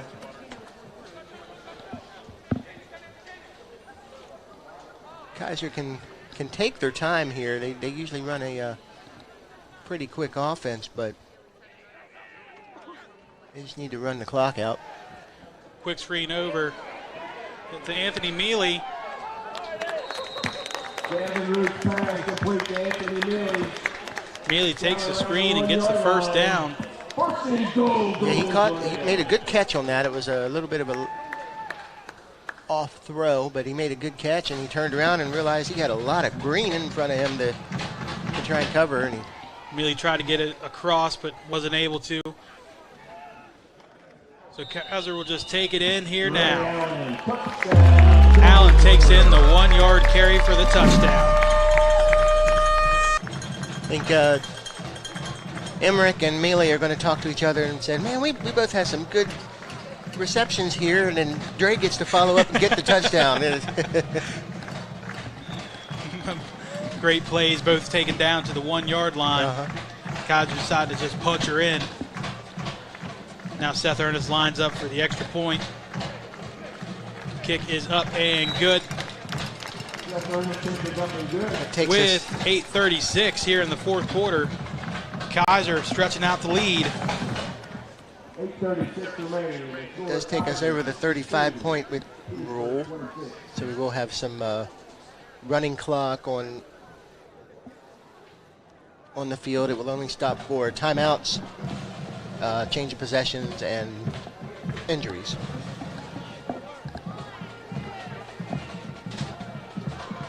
Once Petersburg receives this kickoff, that'll start.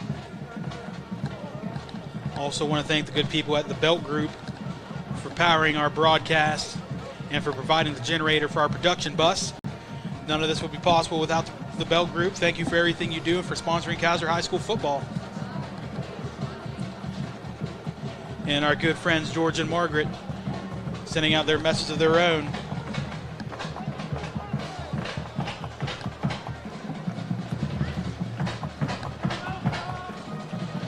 I got to talk to Mr. George not too long ago. He made the joke that he played back when it was the leather helmet days. Oh, yeah.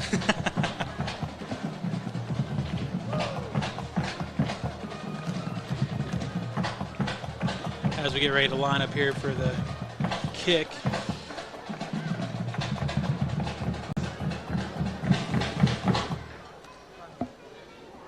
Kaiser maintaining a pretty strong lead now. Held Petersburg to only one score here in the second half on that deep passing play.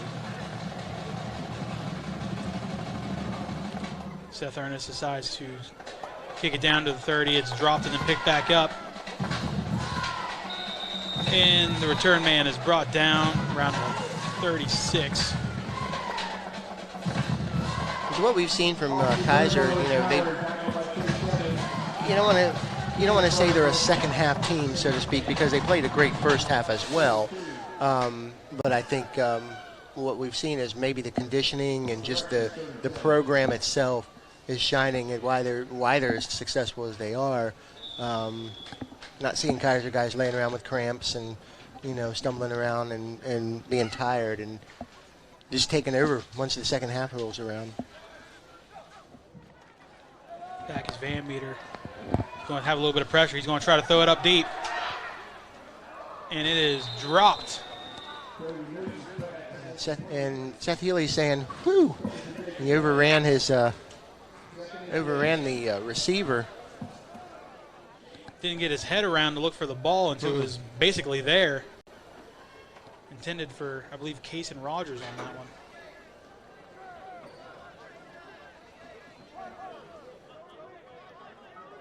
William Van Meter back as a quarterback once again. I think Cody Newsom's day might be done. Handoff is going to be to the back Day, who has a good bit of space out to the sideline. Day has been running good. He cramped up a little bit on the last defensive series, but he's been pretty consistent running the ball for Petersburg.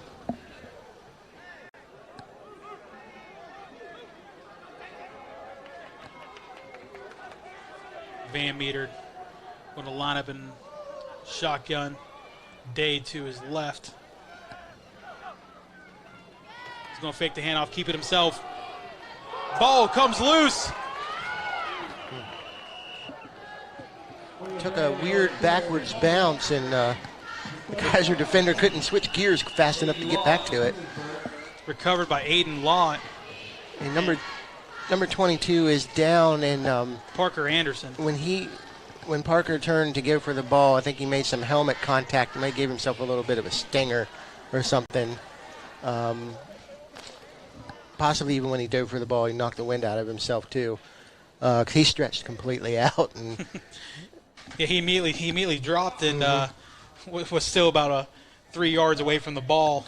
Was unable to get to it. Aiden Lott then drops. Right. As all the players are taking a knee while Anderson gets looked at.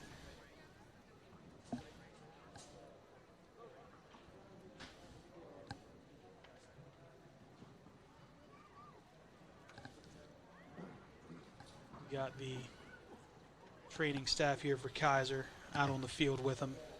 Looks like they're moving his arms and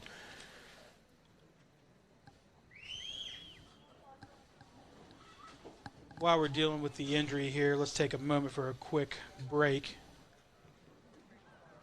Buying an automobile isn't supposed to be hard. Hi, I'm Fred Timbrook Jr., and at Timbrook Automotive, we make car buying easy. When you buy from us, you can expect your experience to be transparent and stress-free. For your convenience, we have locations in Cumberland, Oakland, and Kaiser, which means you can get the finest cars at the lowest prices close to home. Visit us today at any of our locations to experience the Timbrook difference, or shop online at timbrook.com. And Parker Anderson able to get off to the sideline. Looked like they were moving his shoulder. Looked like he had a little bit of a shoulder injury there, but was able to get back to his feet. Get back over to the sideline here.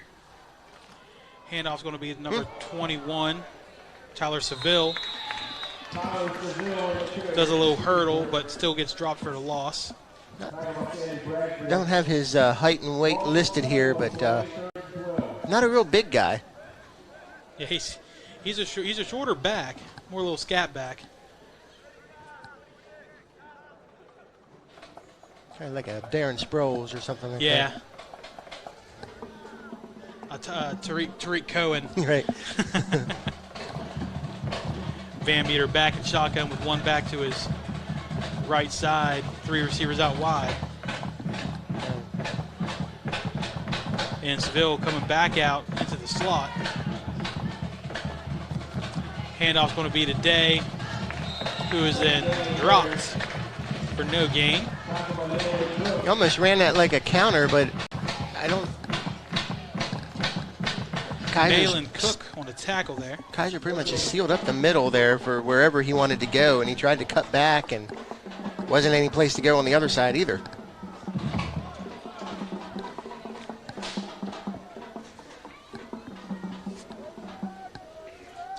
And looks like Petersburg's going to line up in punt formation here on 4th and 12.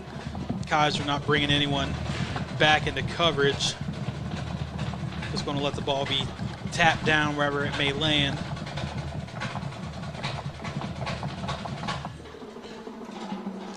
Low snap is collected. Kick is up. And we'll take a Petersburg bounce.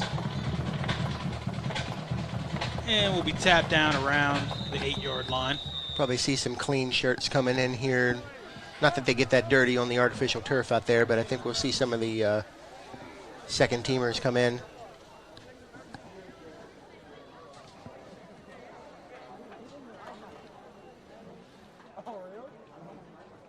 Young fellas for Kaiser making their way. Get some well-earned reps.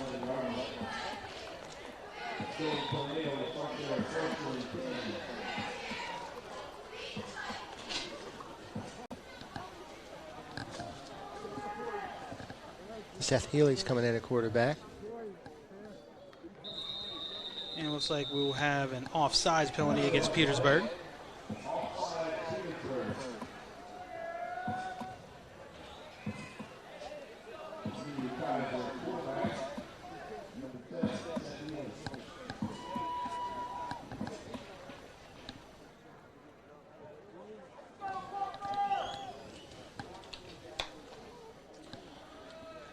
And handoff on the play. Anthony Mealy will gain about 3 or 4. We look at 2nd and 1 now. Barring any injuries or timeouts, the next 3.5 minutes will probably go by pretty quickly because of the running clock rule, the mercy rule. Handoff to the fullback up the middle. It's number 21, Landon Rhodes, who had a good bit of space. Nice run. 14-yard gain on the play by Landon Rhodes.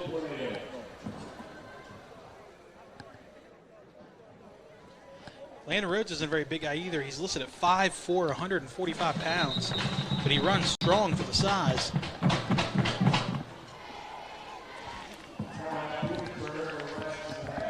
Petersburg wants to talk about what they're going to do. Maybe they had a personnel issue or something probably, there. Yeah.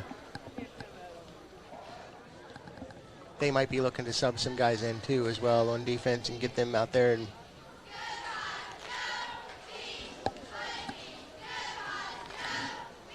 want to remind everyone that this drive for this Kaiser second team offense is brought to you by the Timbrook Automotive Group. And if you're interested in buying a car today, contact Timbrook Automotive and see what they got in their inventory for you.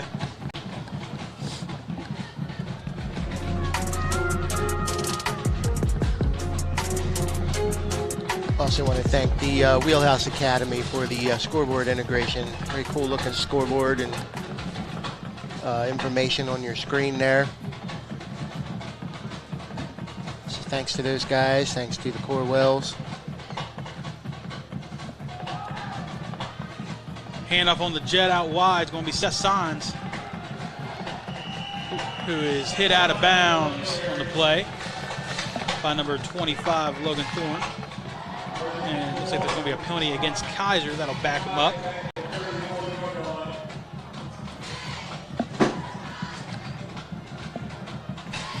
So the good run by Seth Signs will be nullified by the penalty. Yeah, and unfortunately, that's one of those holding penalties that didn't need to happen because it was behind the play. The play had already gone to the outside, and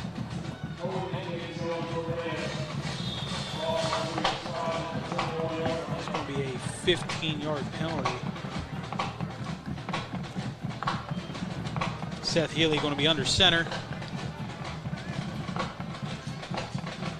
Handoff to number 24, Chase Evans. running hard.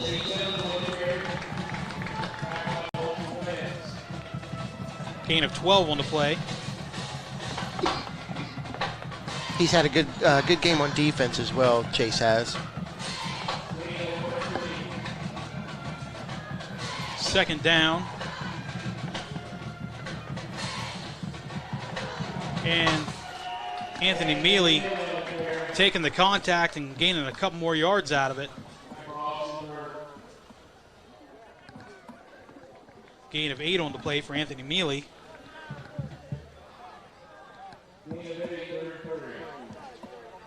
We line up for this 3rd and 3. Kaiser going back and just sort of sticking with their wing T roots now.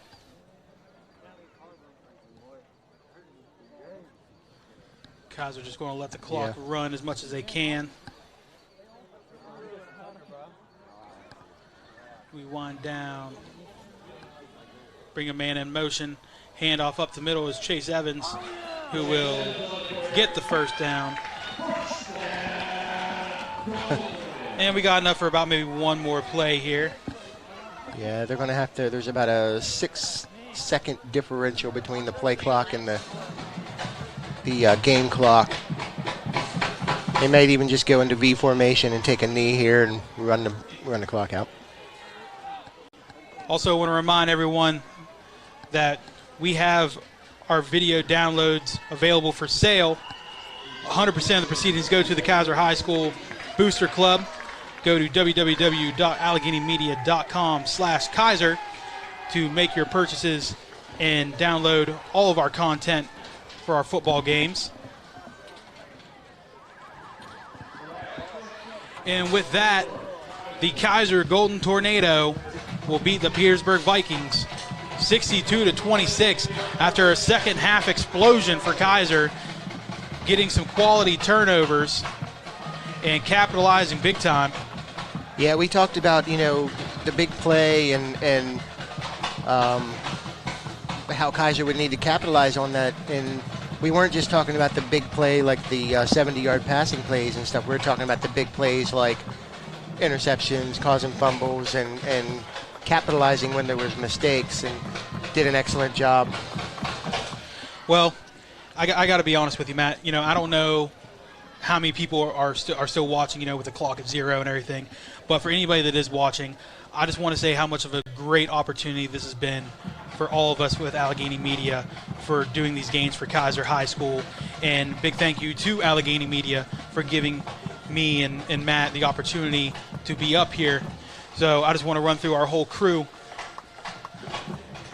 I want to thank Katie and Ryan Brenneman for running our entire production. Mr. James Bohr for being our main cam operator. Mr. Robert Bauer for being our sideline cam. Mr. Vic Clay for being our stat man up here in the booth. And then, of course, Mr. Matt Shipway. I'm Chris Welch. We thank you all so much for being a part of this year. Hope you all have a wonderful night. Kaiser Pride.